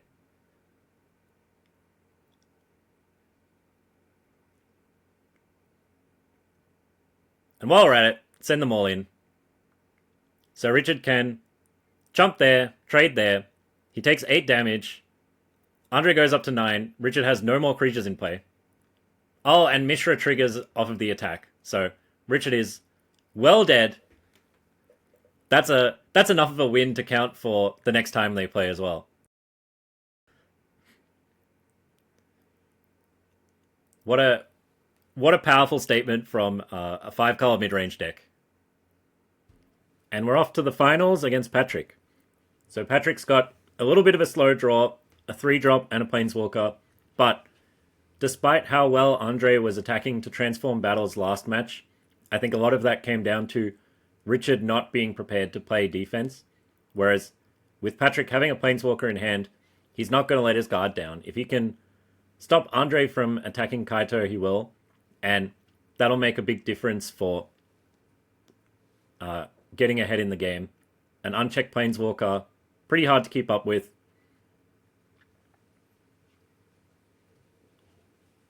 And Andre's mid-rangey, kind of defensive plays are a bit of a liability against a Planeswalker like Kaito. We do see he's got Mishra's Factory, which is going to attack pretty well. He is passed to the World Tree, just setting up.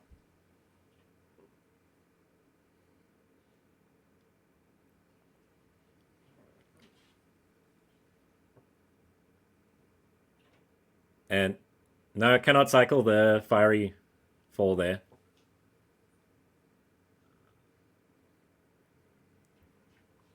Which is quite relevant, as if Patrick can roll up a 4th land, he could be in a really good position here. He's got Sickle Slicer, which is a great blocker. Kaito can bring another blocker. And his prototype creature, the Thopter, is going to be a 4-mana 2/3 if he needs extra defenses, but ideally he just slams down Kaito next turn. Andre doesn't have a good attack into it. Can kind of run away with the game that way.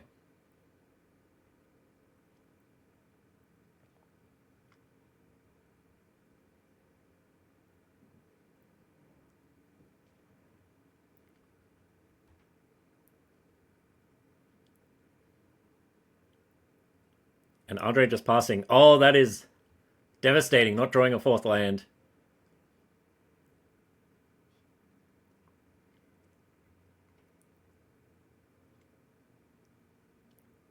This is putting Patrick way behind in terms of mana. And we're seeing the Mishra's Factory weirdness. So it can tap to give itself +1/+1, which is really powerful when blocking.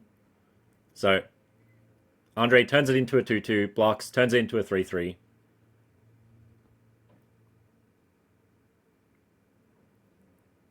The kind of trick that they've avoided on newer variants of this effect. And now Andre's got a fast flyer down, so this would have been good against Kaito regardless, but now Patrick's Kaito is kind of locked out. He's stumbling on lands, and he might have to go for a slower strategy with his Trinket Mage and other cards.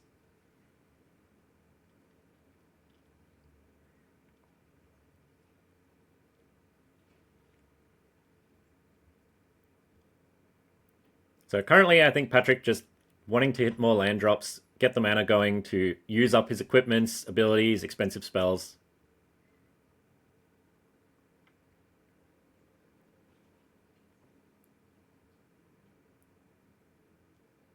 And Andre exposing his Mishra's Factory to the Ether Spellbomb.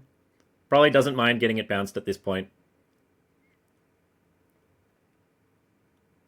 He understands that Patrick has got a handful of spells, so it's in Andre's interest to end the game before Patrick can hit all of his land drops and start getting those online.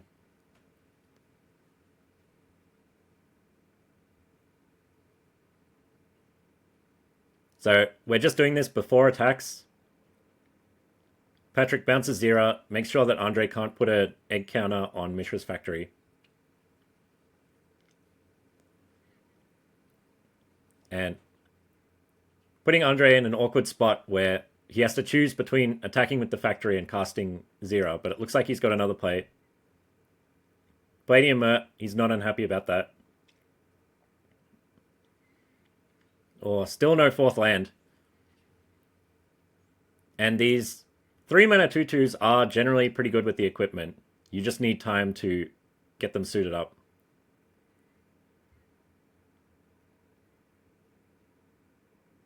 Andre flexing his handful of impactful spells here.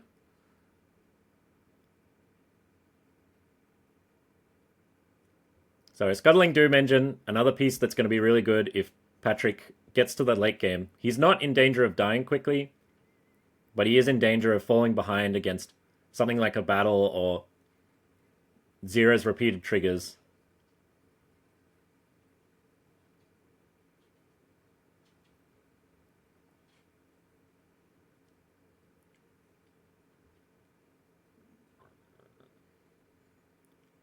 So with 8 mana, Andre can't quite do everything he wants to do. He'd like to get Zero down, play the battle, transform the battle.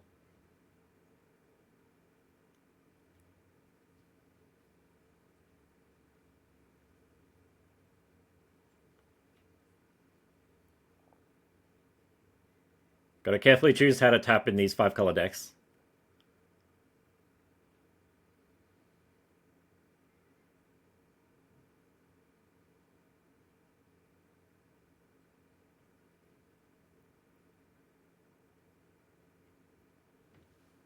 And he's got the option of activating Path to the World Tree, I believe, but it's going to cost him a lot of life, and it's probably worse than just casting out spells in his hand.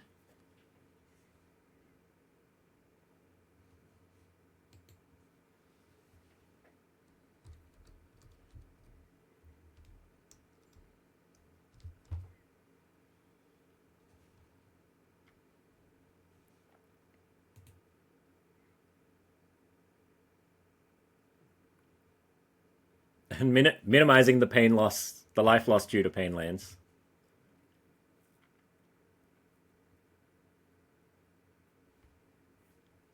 So, Invasion of Old Growth, it comes down, takes out Patrick's only creature,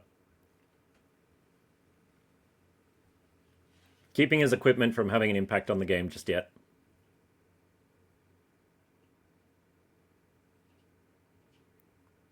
And he's going to get to work with it, with the manland on the invasion. This Mishra's Factory has been performing well in Andre's deck. Having it always ready to attack a Planeswalker or a battle, he doesn't have to worry about getting too far behind on board when he's got this tool at the ready.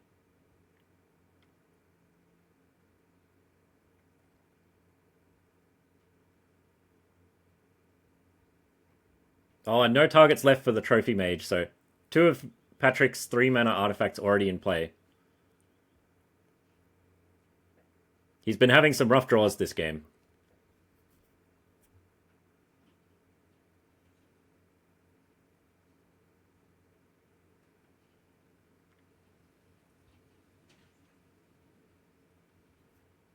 And Zero Arian here. We might be seeing Andre putting an egg counter on the Trophy Mage, killing it with his removal spell, drawing an extra card, getting a counter on his transformed battle.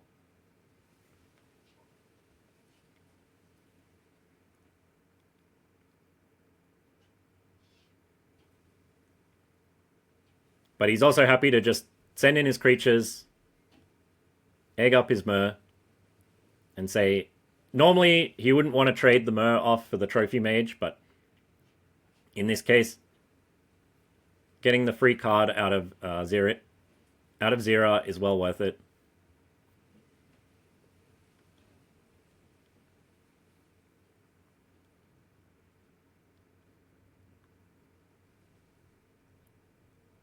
And he's not wanting too much for mana. He's got the cheap removal spell and a cycling land that he can use in hand.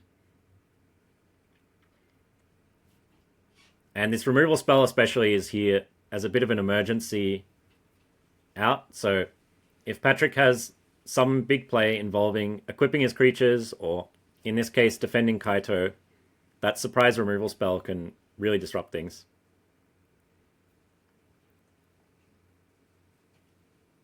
So, suiting up the Tribute Mage, it's now a 5-2 trample lifelink.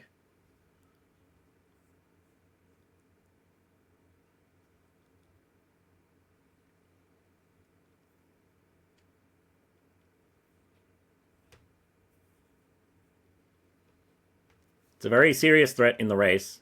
Andre can only barely keep up with it with all of his creatures. But he also would love to use the removal spell after it's got an egg counter on it. So, likely saving it for that occasion. Cycling off his spare land.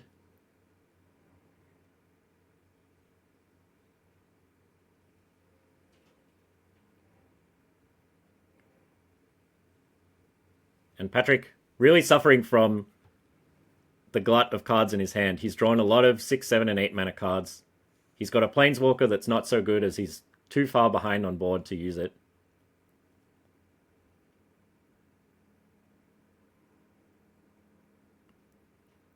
He'd love to have any cheap creature here, but the window may be closing. He missed too many land drops.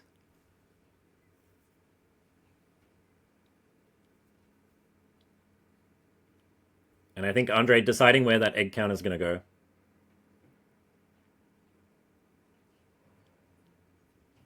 And yeah, solid target, as he's very likely to be killing the Tribute Mage very soon anyway. And we'll snap it off right now. So Ravi Sengir gets bigger. Andre gets a 1-1. He draws a card.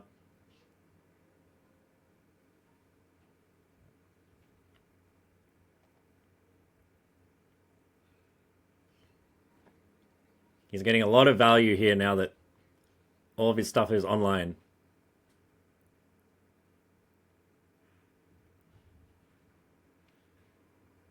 And Treasure Keeper, one of Pat's better draws here, but it's still really tough when he's so far behind. Almost all of Andre's creatures have flying, so lifelink being his best chance of playing defense, and he is packing it up. Game 1 to Andre. And on to game 2. Patrick leading with an Expedition map, indicating something spicy might be going on. And his hand is looking good. He's got a 2-drop, a 3-drop. His Scrapwork Mutt, good utility here with all of the lands he's drawn. And Stinkweed Imp, pretty good against Andre's large creatures, though. Only good at playing a defensive game. A bit unfortunate, he was too flooded out to use the Scrapwork Mutt plus Dredge interaction, so it's quite powerful there to discard the Stinkweed Imp, immediately draw back the Stinkweed Imp, mill 5 cards, get a lot of your graveyard stuff going on.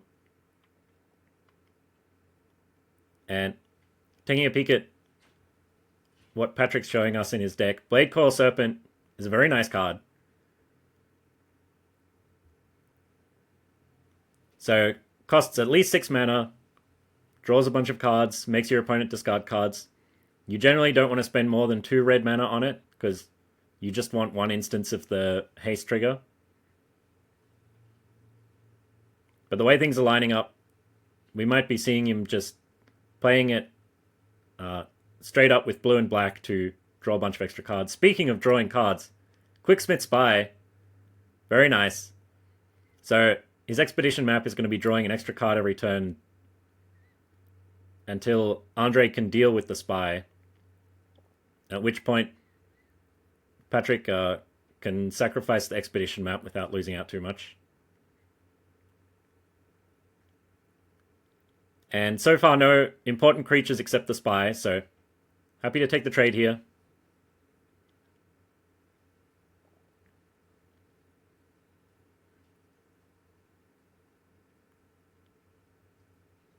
And Andre's done well to have a 3-drop. Let's see if he's got something on 4 to stabilize the board.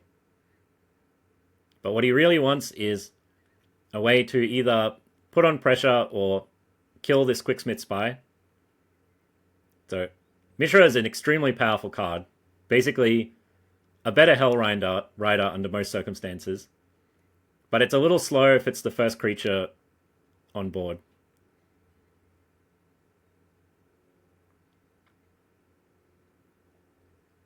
So generally very aggressive for a 4-drop. Here, probably not applying enough pressure to stop Felix from running away with the Quicksmith Spy. And especially here with the Stinkweed Imp. This is a great blocker. Going to be really good against Zero Arian. If that shows up this game. Andre's got a couple of big creatures with no evasion, and he wants to be flipping these battles, so blocking him out of combat is quite relevant despite his slow deck.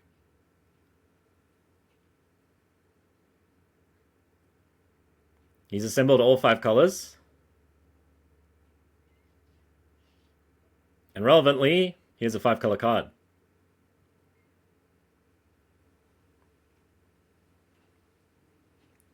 So it's going to get Andre some good value. He really doesn't want to be attacking with it into the Stinkweed Imp.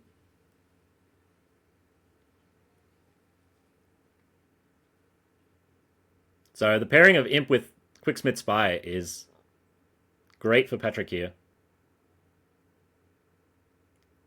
You'd like to have a 4th island. You don't want to be paying 3 black and 3 blue for Blade Core Serpent if you can help it. Oh, and Phyrexian Revoker would stop the Etch Monstrosity from being activated if he wants to go down that route. And it looks like he does. So turning off the Etch Monstrosity,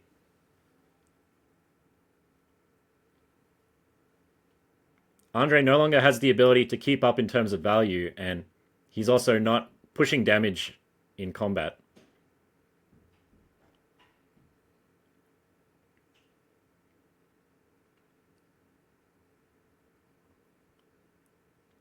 So even though Pat's not attacking and it feels like you want to be the aggressor against 5-color decks, he's set up really well here. I like his position.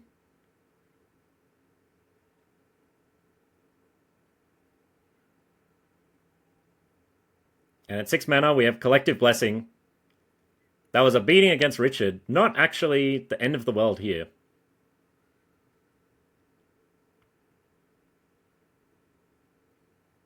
Currently, it'll get Andre 1 good attack if he sends in both of his creatures.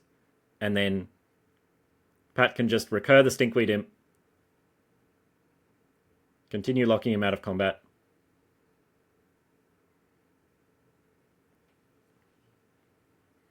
Fiery Fall continuing to be a little awkward off the splash. But we've got a lot of good plays available here. Scuttling Doom Engine, just a nice big creature. Can't attack very well on this board. But it does block the Mishra if Andre sends it in and forces the Stinkweed Imp to block the Etch Monstrosity.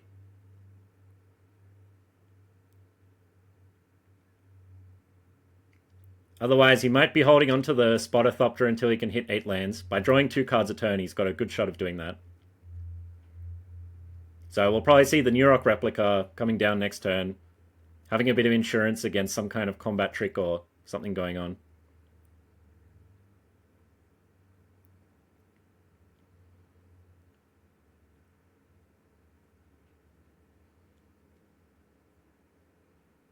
And a 4-mana 5/5, this is a lot of mana.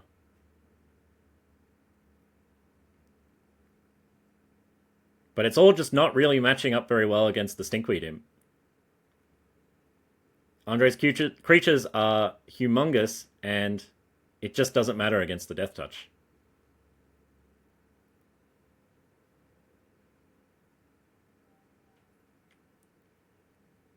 Oh, another blue source is nice.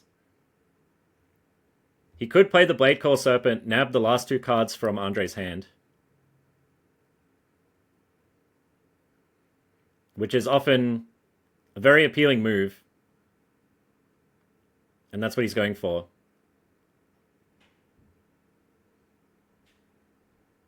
So he's neutralized the cards in play. About to knock out the cards in Andre's hand. So Andre does have an instant. He can play a fight spell. The inscription does at least deal with the Quicksmith Spire here.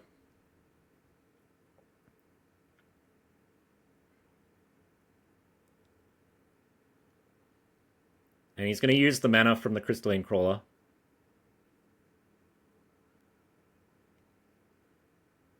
So kicked Inscription, he's going to gain a ton of life. Looks like he's growing the Crawler, and then something's going to kill the Quicksmith Spire.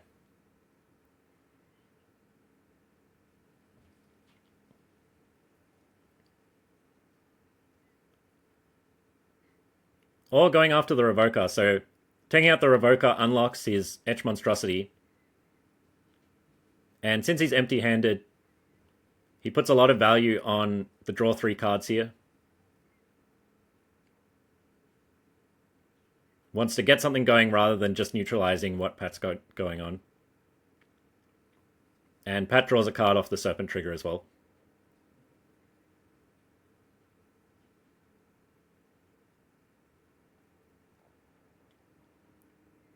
It is a little nerve-wracking staring down all these huge creatures.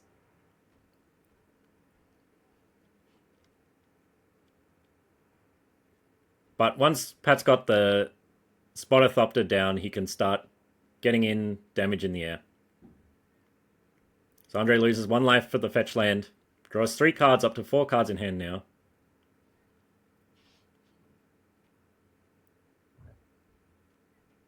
Potentially got 8 mana to work with this turn.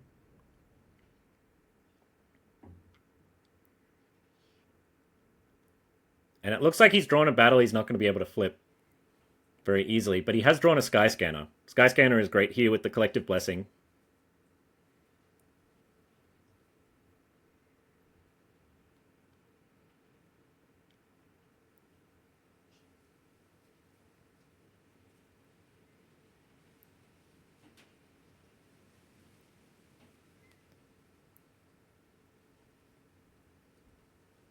And not many answers in this cube for the Stinkweed Imp. Path is a good way to knock it out for a turn.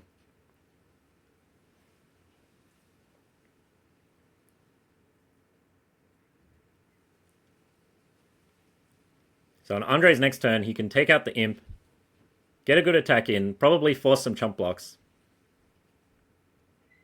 He's at a healthy 24, so he doesn't have to worry too much about the crackback.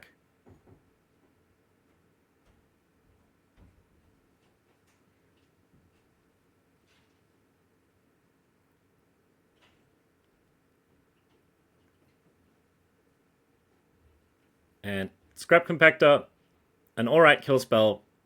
There's no specific creature Pat really benefits from going after.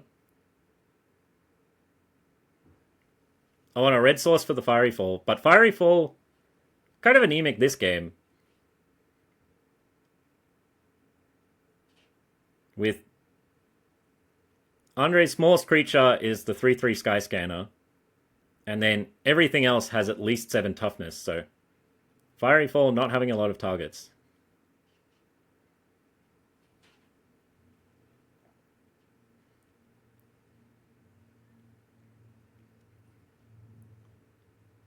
So I think if Andre cracks the Path to the World Tree, he'll just threaten to deal a ton of damage, force a bunch of chump blocks, and then once Pat recurs the Stinkweed Imp, then Andre switches back to defense mode.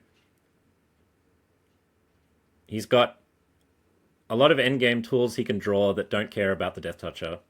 If he can meld Urza or meld Mishra,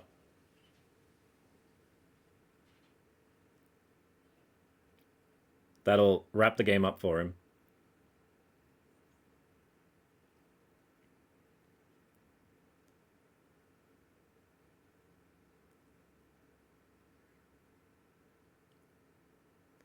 And it looks like we are seeing a Path activation. So 2 damage to Pat, 2 damage to most likely the Stinkweed Imp. Clearing out the most relevant blocker.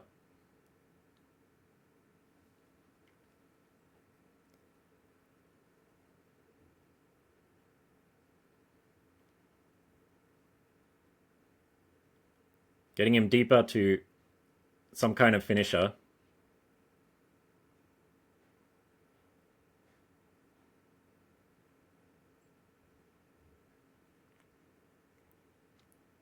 And without going into too much of the math, it's pretty safe for Andre to just send in creatures here. Even with the 6/6 Doom Scuttler, it's only really got a good block on Mishra. So if he sends in the 13/13 Etch Monstrosity, very unlikely Pat's got a good block there.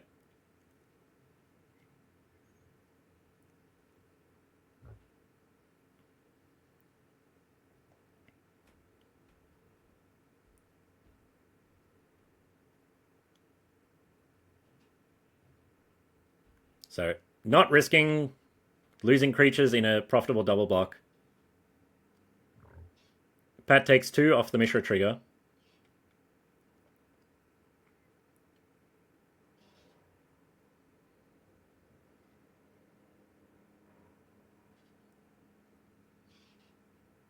And he's going to snap off the Etch Monstrosity. Not interested in jump blocking that.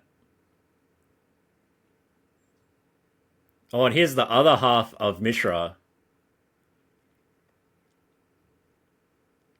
If Pat doesn't have an answer to the Mishra or Dragon Engine, you can get him in a lot of trouble. Now, Fiery Fall will take out the Dragon Engine, or he can use Neurok Replica to bounce one of them. But killing the Dragon Engine is not dealing with it for forever. And with Mishra having 8 toughness, he doesn't have a way to permanently deal with either half of the combo. What probably buys him the most time is bouncing Mishra.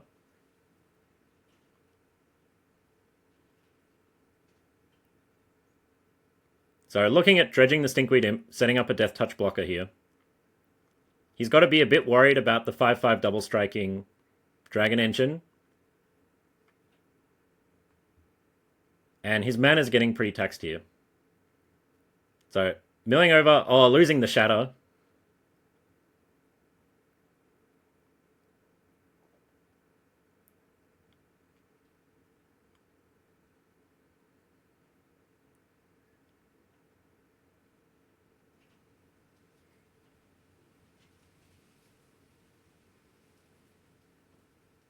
So Imp back on blocking duty. He's got 6 mana. He can either go for a bounce on the Mishra or just kill the Dragon Engine.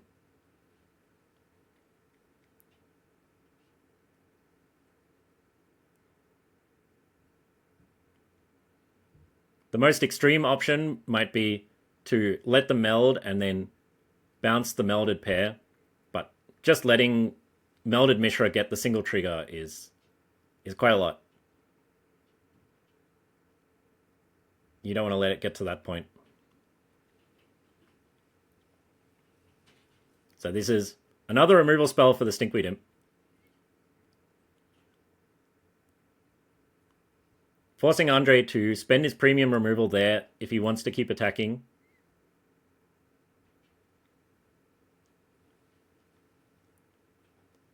And without the Imp in play, Andre's attacks are so good. Every creature he draws is enormous, and the 5/5 double striker, there's no way Pat's setting up a profitable block on there.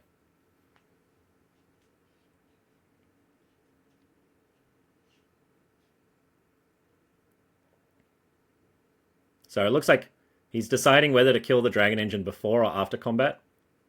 Killing it after is often tempting as you get more information. You can maybe trick Andre into making an attack that he wouldn't otherwise make. The downside is, well, I was going to say the downside is you take more damage from Mishra, but this is actually good because the creatures are counted on resolution. So if he kills the Dragon Engine in response to the attack trigger, he doesn't lose any extra life, and importantly, he's gotten Andre to send in the Mishra that he otherwise wouldn't have to try and get the meld trigger.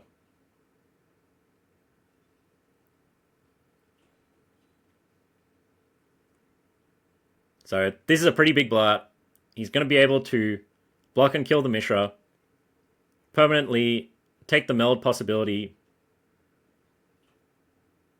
off the table.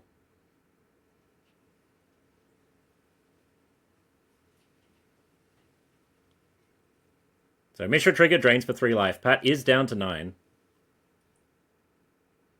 He's going to be taking at least 3 in the air. And Mishra's a 6/8. So there's a lot of double block permutations that can kill the Mishra, which I think he's going to go for because letting Mishra stick around on the table represents a lot of extra damage. So double block on the Mishra, jump block on the Crystalline Crawler.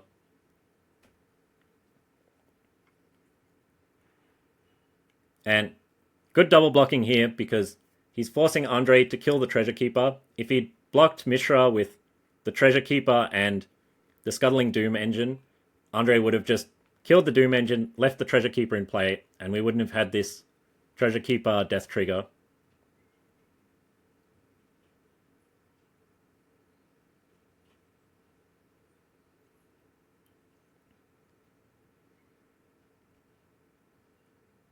And more battles that are very unlikely to transform. The most important battle is your opponent's life total, in this case.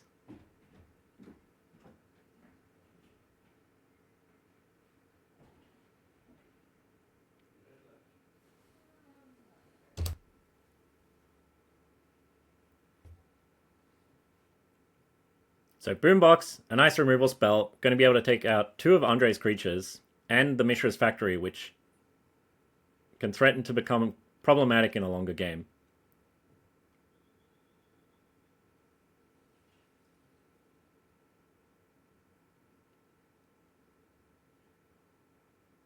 So takes out an artifact, a creature, and a land.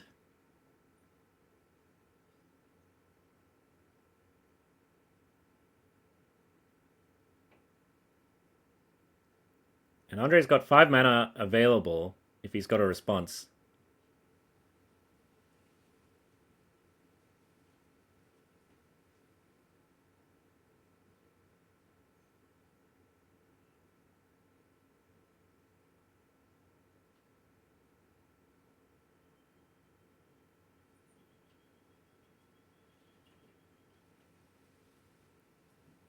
But it looks like he's just cycling off a land here.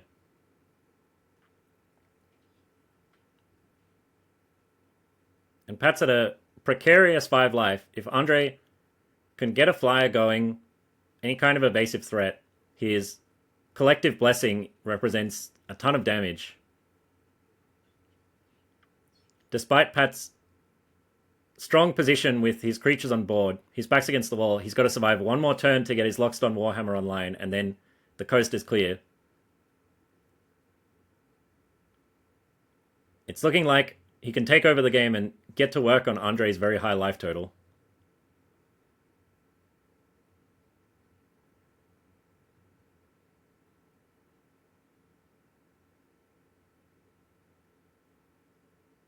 So seeing Contest of Claws, Andre cascades for 2.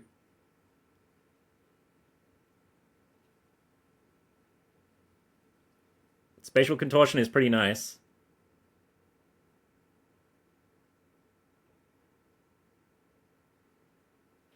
But he's not going to cast it just yet. So, Discover lets you put the card into your hand instead of casting it.